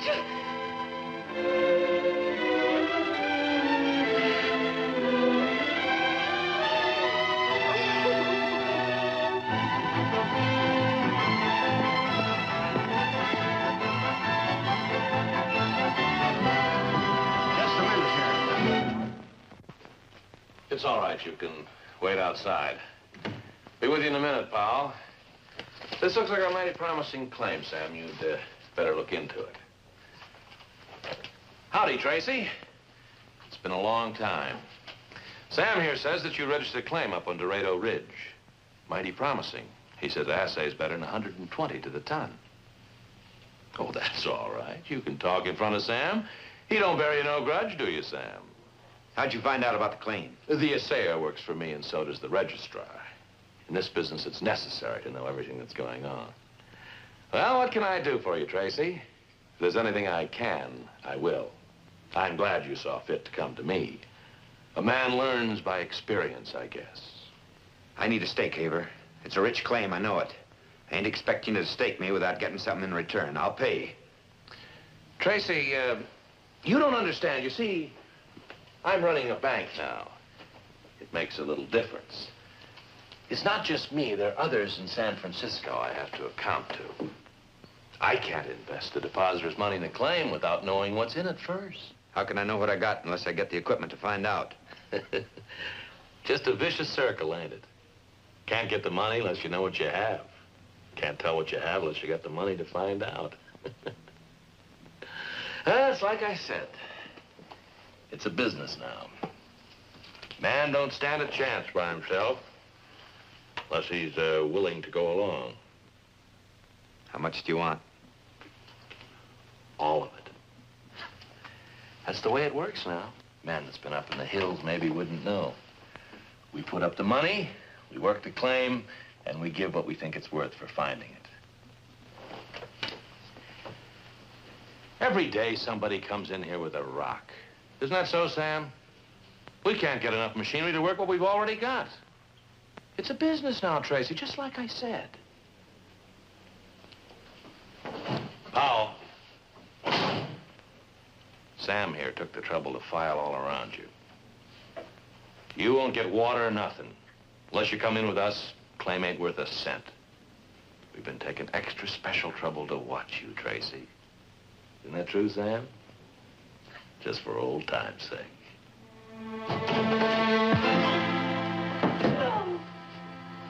I'm letting you clear out this time, Tracy. Won't nobody touch you, I'll see to that. Funny thing about you, Tracy, you're different. You're different than Sam here or me. Trouble is you want that gold so much you're gonna come crawling. And I'll be here when you do.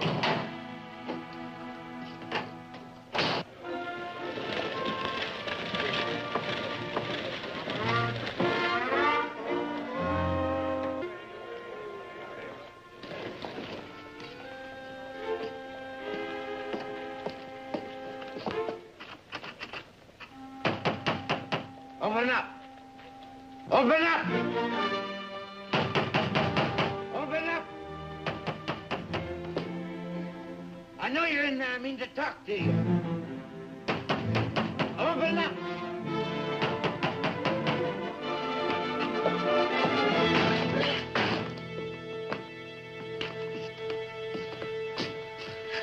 Don't you touch me.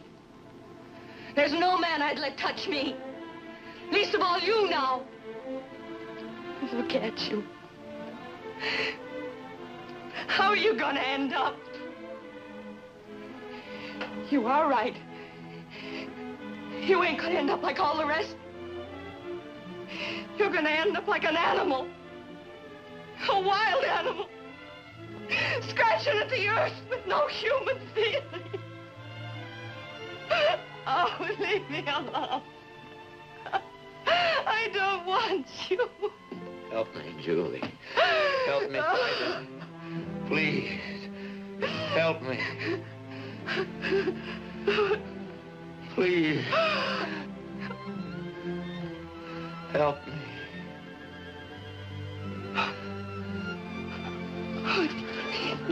I'll work. I'll farm. I'll build a home. I'll stop looking for the gold. Help me, Julie. Help me.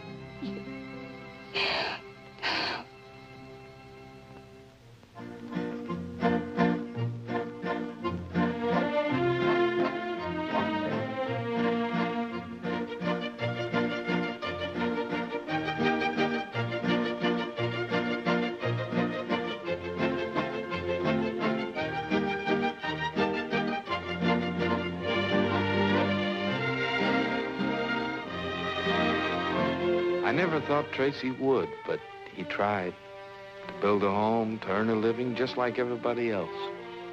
It wasn't easy, because Tracy was a man who wanted to be a king.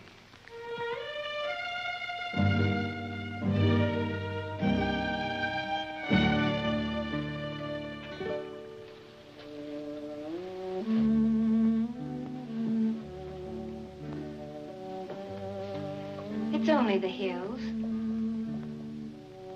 Oh, we're doing all right, Tracy. Crop will be in soon. Harvest. A year or two, we'll get some cows, build a house. Oh, you see, it won't be long. In no time, we'll have a ranch like other folks. Like other folks. I look at you working out there and I think of my ma.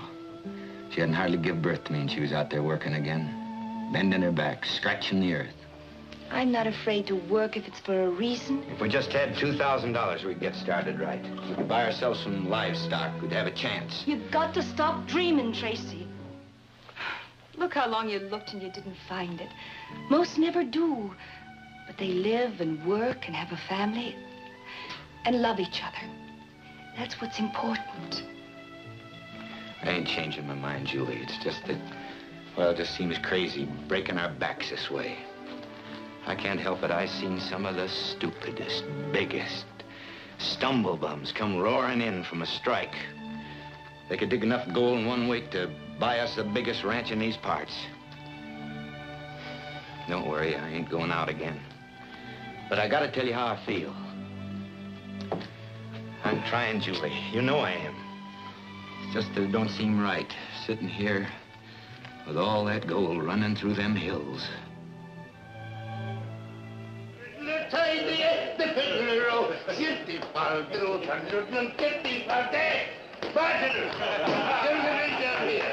A drink for the hardest fighting, hardest drinking, dirt scratching as many President Mason's first we crossed the Sacramento. Come on now, Tracy, tell me, how long has it been, boy, since you and me first arrived in these accursed hills in search of the rainbow, eh?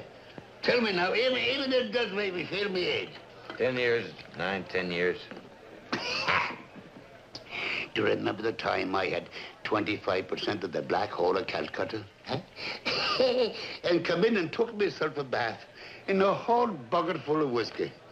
And then it turned out that some dirty swine sorted the mine just to make away with those little scratchings. Man, and there was I, with a whole bucket full of bourbon and salt suds, as thirsty as Finnegan's goat.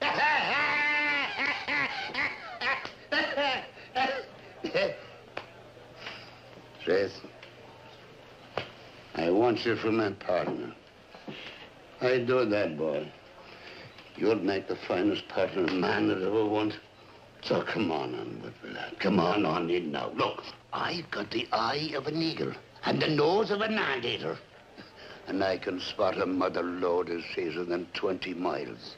I'd be proud to have you for my partner. Proud to be associated with her. And on that, we'll have another bit of snake venom. What do you say now? Come, up here you go. Let me see it. Oh, hey? Let me see it. Sure, got it right here. Sure, here. Man, you looked at it 4 or 5 times already. How much is it worth? 115 to the ton, so help me, boy. And you didn't register it? Nobody around here knows where it is? Oh, not you. Ah, they wouldn't let you keep it. It's a business now. Gold's a business. We do the sweating, Haber does the getting. Yeah, no, not from Jim McCann, they won't. Tracy, I've got big connections, see, up in San Francisco, in the San Francisco Mining Company. Sure, Haver never get his hands on this outfit. All we had to do, Trace, is find the vein. And that, if there's anyone in the world can do that any better than Tracy Powell, I'd like to know who it is. Except maybe myself. And we're partners? Share and share alike? That's right, Tracy, lad. Sure, little boy. So there's nothing else matters except the gold. You don't think I'd spend my whole life, do you, to wind up with nothing? Not little old Jimmo. I'm going to ride down this main street in a golden carriage and stick out my tongue at everyone I see and say, this is me, Jimmo McCann. I come for it, and now I've got it. And you can all jump when I talk. Because this ain't no little man talking. This is a big, big man who done it himself because he had the guts.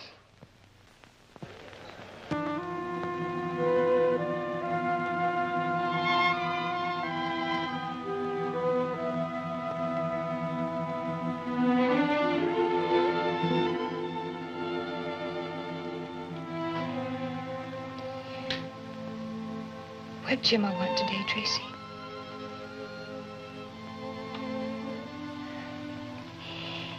He wants you to go off with him? He got himself a grub stake. I said no.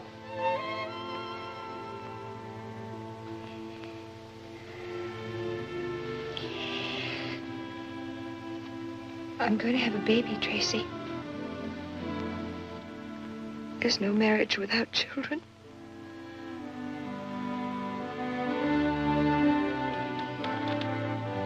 It's just like I said it never would be.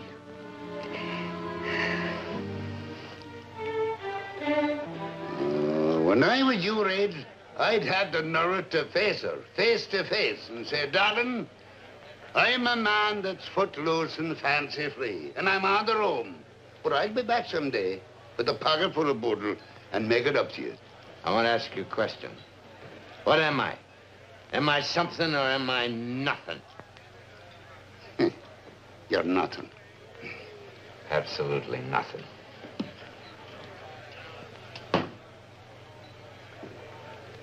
Tracy boy, what you've got to face is women don't understand about these things. You're right. She doesn't understand. A woman doesn't understand. I gotta make it. I got to.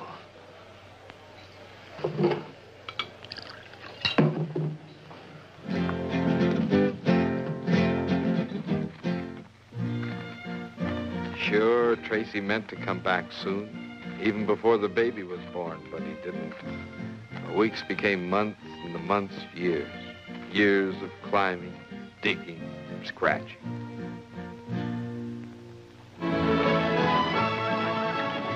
By 1869, most everybody forgot the gold. Civilization came west. Our town grew bigger. Most of us did the ordinary things, working, farming, building a business. But there were still a few like Tracy and Jimmo who never forgot the dream. Well, Trace, what do you think? I think we dig here. Now, look, let's try and be logical. We know that somewhere in this enormous beehive, there's a beautiful vein of golden honey. Now, the question is, does the vein come out here or in the next hill over there? Or maybe there's no vein at all. So, wait, Trace, look, I'll never let it cross my mind again. I say we dig here. I agree with you. We'll dig here. So in that case, we'll have to give it the final acid test. To make sure, we're going to toss a coin. This here's the last honest dollar I ever made. And I saved it for just such an occasion as this. What'll it be, Trace, head or tail? I don't care about no coin. I say we dig here. Oh, look, Tracy, a man can only do so much for himself, boy. I seen the... Heads. Well, heads it is. Yeah. Yeah, now that we got science to back us up, let's get to work. All right, boy, all right. Now what do you think you're doing? Well, it's been so long since me and the Lord had anything to say to each other, I thought now would be a good time to get acquainted again. We're going to be needing them. Yeah, well, there'll be plenty of time for that on Sunday. We got a tunnel to dig. Here, let's go.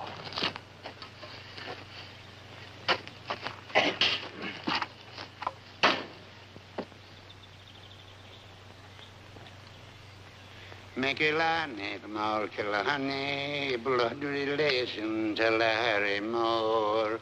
Mikilani from all Killarney, picking ladies for the door. And never ever I get what? Drop it. Drop it. Lord and the Adams.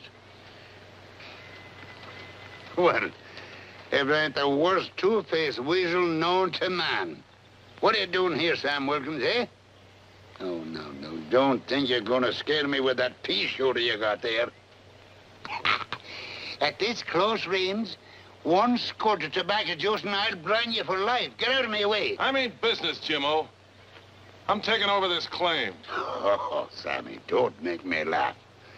Oh, now, so you're claim jumping again, eh? My, what happened to mighty fallen, though? Whatever became of that more than sweet-smelling job you have with that skunk Abel? Him and me split up. Eh? Come on now, old man. Get your stuff together and get on out of these parts. Bye. Tracy. I should have known. Honest, Tracy, if I'd known this was your claim, I wouldn't have tried nothing. I guess my luck is just plumb run out. Well, I'll just be going along now. What's this about you not working for Haver no more? Why, he threw me out. He's a big man now. He don't need the likes of me no more. So I just busted loose for the hills. Nothing else I could do. Things sure have changed a lot, Tracy. All the claims are spoke for, or mined, or ain't worth nothing.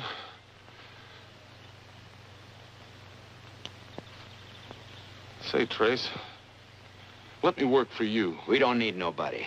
Trace, I think we better take him in. It's better than having him running down to the town, shooting his mouth off about what we're doing up here. They'll be swarming all over the place. How do we know you ain't gonna go running to Haver before we can file? I'd die first, Trace. Honest, I would. You know what he had me doing? He's got a big house now, see? He had me fixing things that was broke. And painting. I'd die before I'd run to him.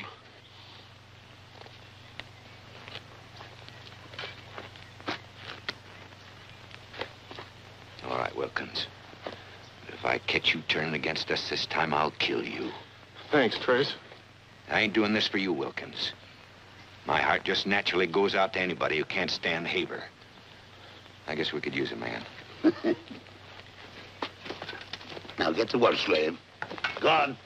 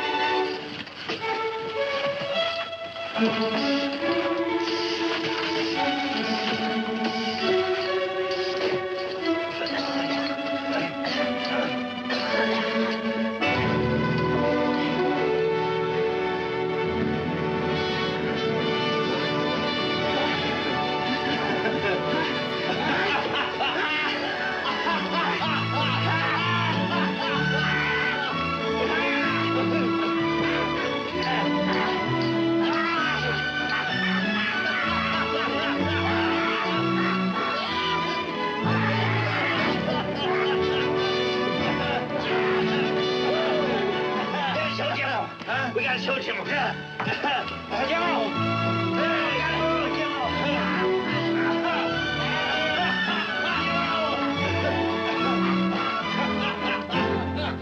Did we hit it, Trace? Did we hit it, good boy? Look at it, Jimmo. Look at it. Look at that, lads. Would you look at... Oh, sure, it must be 10 million. Oh, it's 20 million. Boys, it's a billion. A trillion, a quadrillion, a dillion. A quadrillion, a skillion, dillion, quadrillion. Oh, blue blazes. Holy blue blazes. I've got to see it with my own eyes. I've got to go in and see it. I'm going in. Has anybody got a lantern? I'll go. I'll be back, fellas. We'll like it. A ding-dang-ding. Ding-dang, trillion, trillion.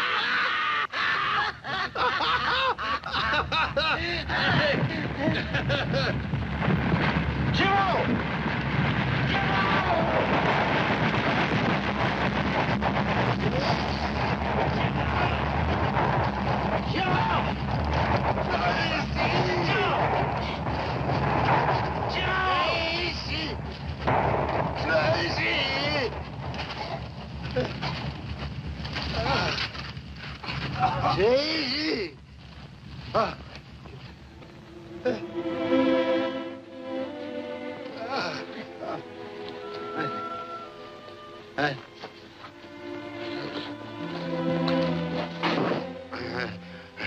Everything's gonna be fine, old-timer. Yeah.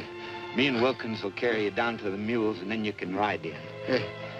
We're gonna fix you up, all right. It's all right. What was it like, eh? I didn't get a chance to see it. What was it like? Real rich, Jimmo. Real rich. Tell me, Tracy. He's right. He's right. Must have been 150 to the ton. I seen her shining right through. Just like you said, a mountain of gold. I can't feel my legs. Have I any legs, Tracy? You don't have to worry about nothing. You're gonna be walking better than me, like you always done. Won't have to walk now, eh? I've got to be a mountain.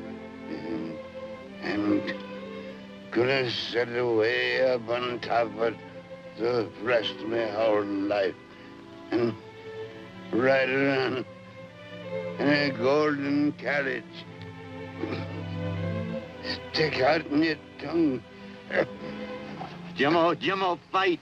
You got everything ahead of you. Anything you want to do. Ride around the world. You can sleep in a bed. So soft, just like you said. It's hard to talk, Trace. Tell me, what's it gonna be like when you get home? Well, there's gonna be Julie and the kid, like I told you, Jimmo. And we're gonna walk in there with our arms full of money, and I'm gonna spread mine out in front of Julie. And we're gonna buy the biggest house in San Francisco, and you're gonna live with us and eat with us. You're gonna sit at the head of the table, and you're gonna smoke big cigars, the biggest this side of the Sacramento River.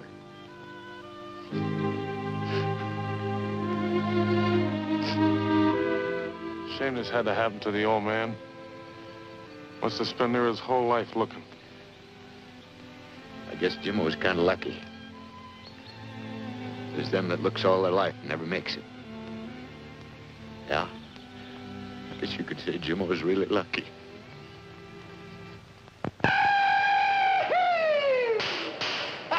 Well, here I am, Sam Wilkins, part owner of the biggest strike since Tennepaw. The Little Jimmo, she's called. And we got enough gold in her to buy all the whiskey this side of the Rockies for the rest of our lives.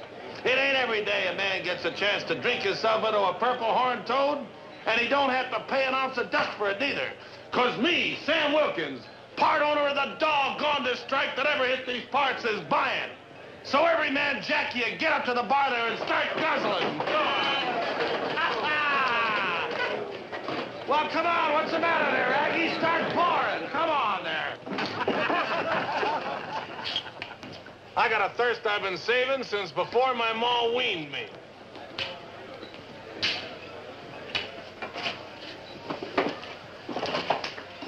Just had to come here. Seems like I always do when I first get to town. I understand. Folks sure are going crazy. I'll bet you can't find a mule within 50 miles of here. Isn't every day you find a gold strike as promising as the Jimmo. Mighty glad that you decided to come to us before negotiating with anybody else. Well, Jimmo trusted you, so I trust you. How about a drink?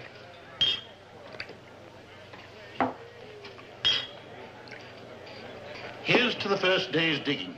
May she go on and on. Here's to Jimmo. And now we have here the final papers. All properly drawn. And the initial $5,000 in cash as you requested. You understand we're making an exception in this case. We don't usually advance anything until the extent of the claim can be verified. Mr. Powell, you understand that we don't know as yet precisely how much gold there is in the Jimmo. So the sale of the stock is purely speculative at the moment. However, we do believe that... I'll be right back. She won't see you. Did you tell her what I told you? That I hit it big. That I come back like I said I would. The fact that you hit it big is all over town. Look, Tracy, you can't do what you did to a woman and expect her to take you back. Least of all, Julie. Why, she's raised that kid, done laundering. She says she doesn't want to see you. She's got to see me. I got to make it up to her. I'll bring her the money. I'll show it to her. When she sees it, she'll believe it. It'll all be hers. Still the money. Won't be a minute.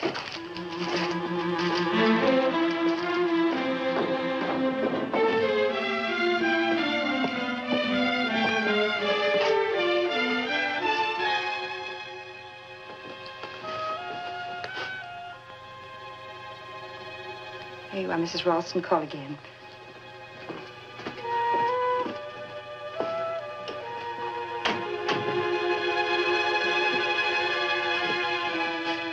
Here.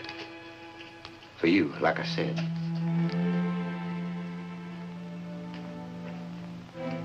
I told Bert I didn't want to see you. That's what he said. Then get out. All right. But how come you didn't take up with no other man? Go on, tell me. After all this time, if you wasn't waiting for me. I waited for you to change. To come back in out of the hills. To come to your senses. I thought every day, any day, you'd come back. But I am back, just like you said. Yes, you're back. But nothing's changed. I don't want the money. Don't you understand? I don't want it. I never wanted it. I wanted a husband who would love me and respect me and be a father to my children, not the money. Do you think that makes up for the years? For the boy who never had a father? Will you buy them back? Hey, Mom, you got no idea what's going on. There's more people than I ever seen before. Wow, look at the money. Yours, mister? Here, let me help you. $100 bills. Must be 100 of them.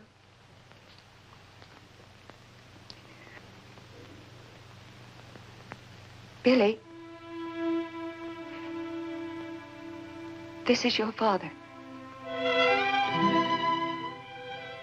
You come back. You come back. I told Ma she shouldn't worry.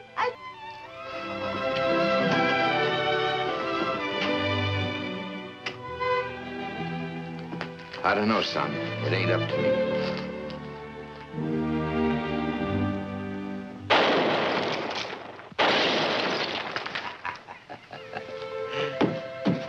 Hey, that was real good, Billy. I expect you and me's gonna have some real good hunting together. First rifle I ever owned. Sure is a beauty. Reminds me of the time old Jimmo and me was stalked by a wildcat. Did I ever tell you about Jimmo? He was the one you named the strike for, but not about the wildcat.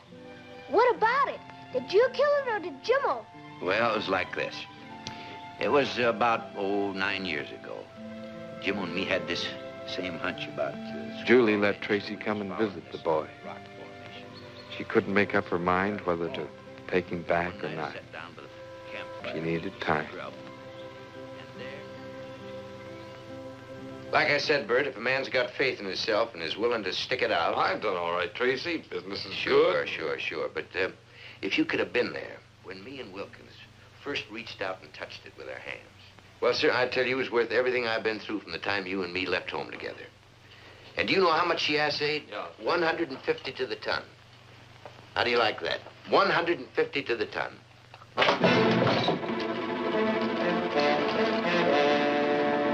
What do you want? What's the matter? Jimmo, Baxter told me to tell you. What's the matter? What happened? We ain't got nothing. The vein come up short. The men quit digging. The gold run out. You're crazy. I ain't crazy. We got nothing. Who said? Who said? Syndicate. They told me to tell you there's nothing there. The men are coming back in. We ain't got nothing. They're lying. We seen the gold. Sam, you and I seen the gold. I seen it, you hear? I seen it. I seen it. You can't go down. Those days are gone.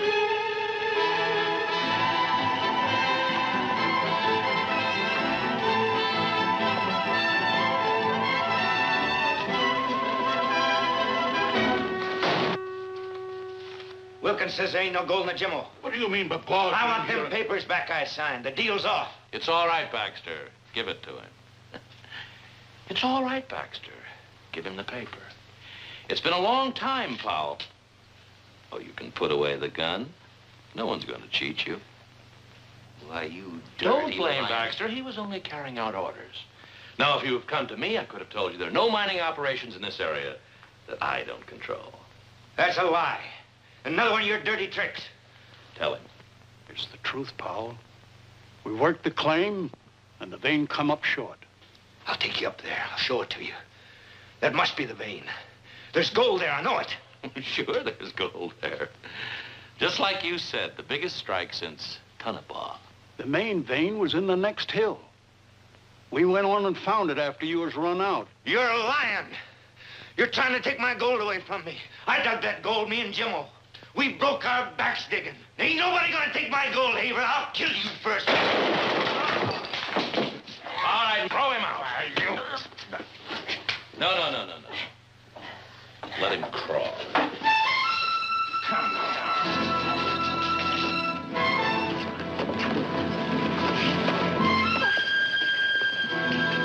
Tracy!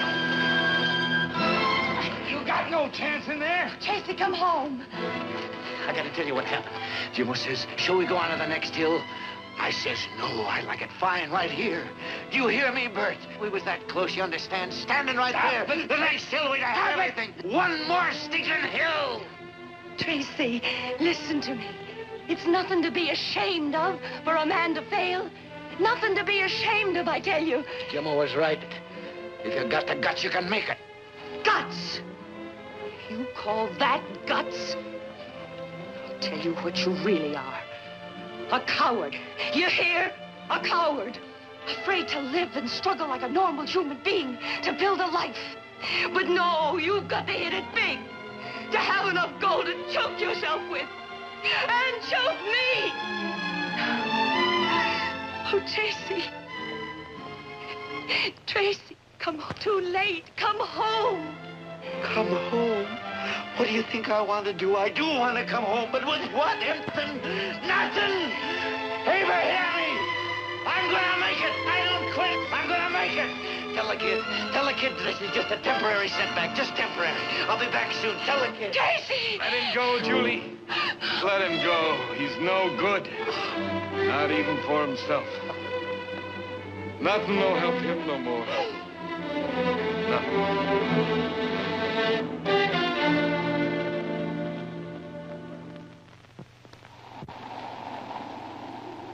So the years passed and it became the winter of Tracy's life. I guess maybe you can't blame a man for trying. Some don't know when to quit. Others of us maybe give up too soon. Ain't nothing wrong with you except maybe a little cold. Maybe some of this makes you feel good. Can't be losing you. You're just about the best mule I ever had. You ought to be proud of that name I give you. He was the one, that Jimmo. He said I could smell gold so good that I could find a dentist with my eyes shut. You just get yourself a little rest there now, boy. And I want you to try some of this now. Here. Now, there. Easy does it, boy. Ain't nothing to be ashamed of being sick. Now, it happens near everybody. Sure. I bet you feel better already, huh? Yeah, I'll get you some more over here.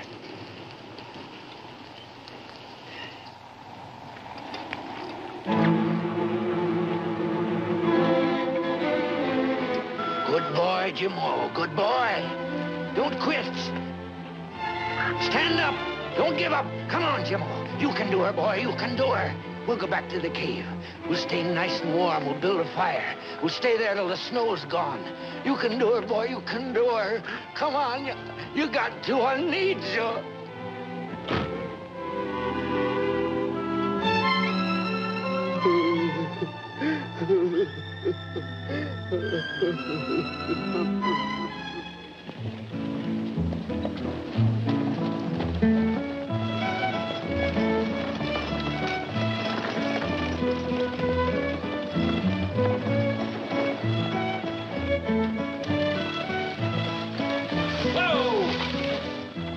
where you're going, you old fool.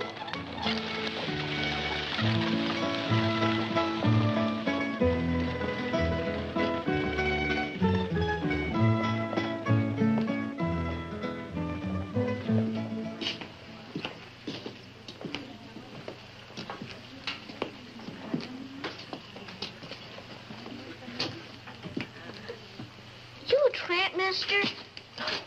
Leave the man alone, Timmy. I'm awfully sorry. The boy doesn't understand. That's all right, ma'am. I am a little dirty. I've been up in the hills staking a claim. You see that, Timmy? This old gent's a prospector, looking for silver. Gold, ma'am. Oh, Betty's rich, huh, Ma? You rich, mister? My pa says there's lots of gold around here, as much as 1 million even. You got 1 million, mister? I'm awfully sorry. That's all right, ma'am. Boy, didn't mean nothing. Can I help you, sir? Oh, I was looking for Bert. Mr. Killian, he's an old friend of mine, said he's... Oh, Mr. Killian's over at the hotel, the new one. There's a City Father's lunch there this afternoon. Oh, well, It's just over a couple of streets. You can't miss it. It's brand new. thank you, ma'am.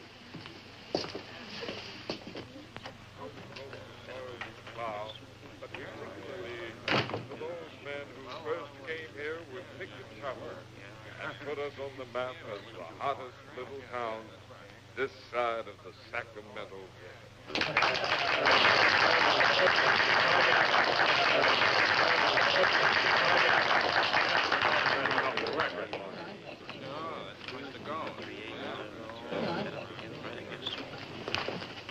Tracy.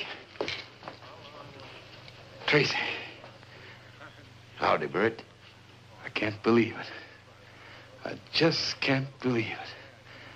How you doing? Are you staying in this time? Listen to me.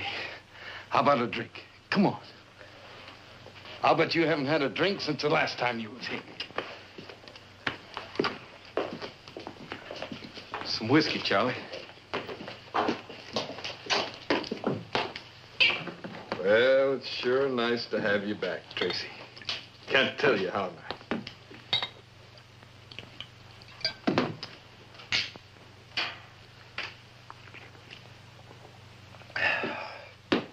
It's good, Bert. You got no idea how good.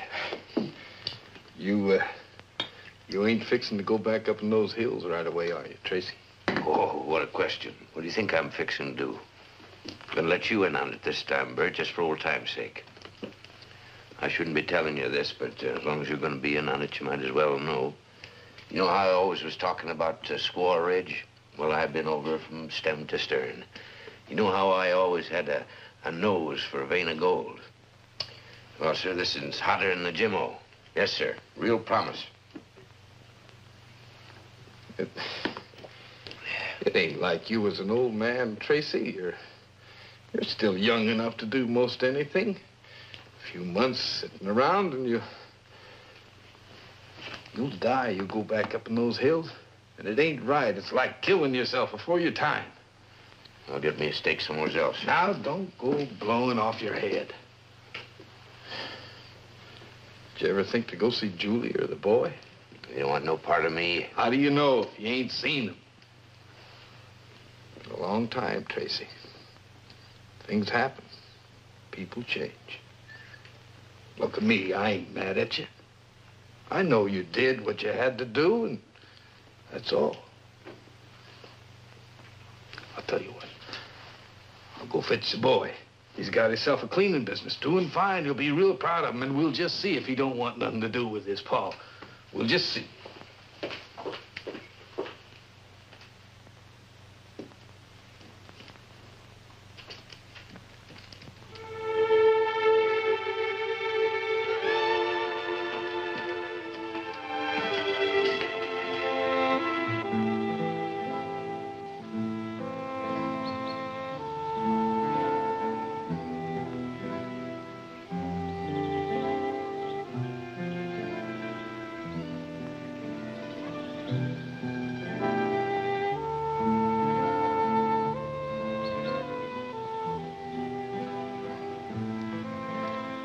Howdy, Pa.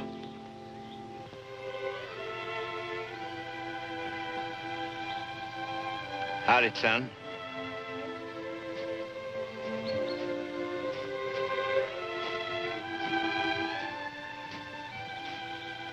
We want you to come home, Pa. I expect Bert's told you about this strike I'm real close to. Well, I gotta get on up to it before the thaw sets in. Man's gotta be first to a claim if he's gonna do himself any good. I know. But maybe you could hold off just long enough to visit with us, and then you could be going on in the spring. Well, I don't know how kindly your ma would look to me coming. Come on.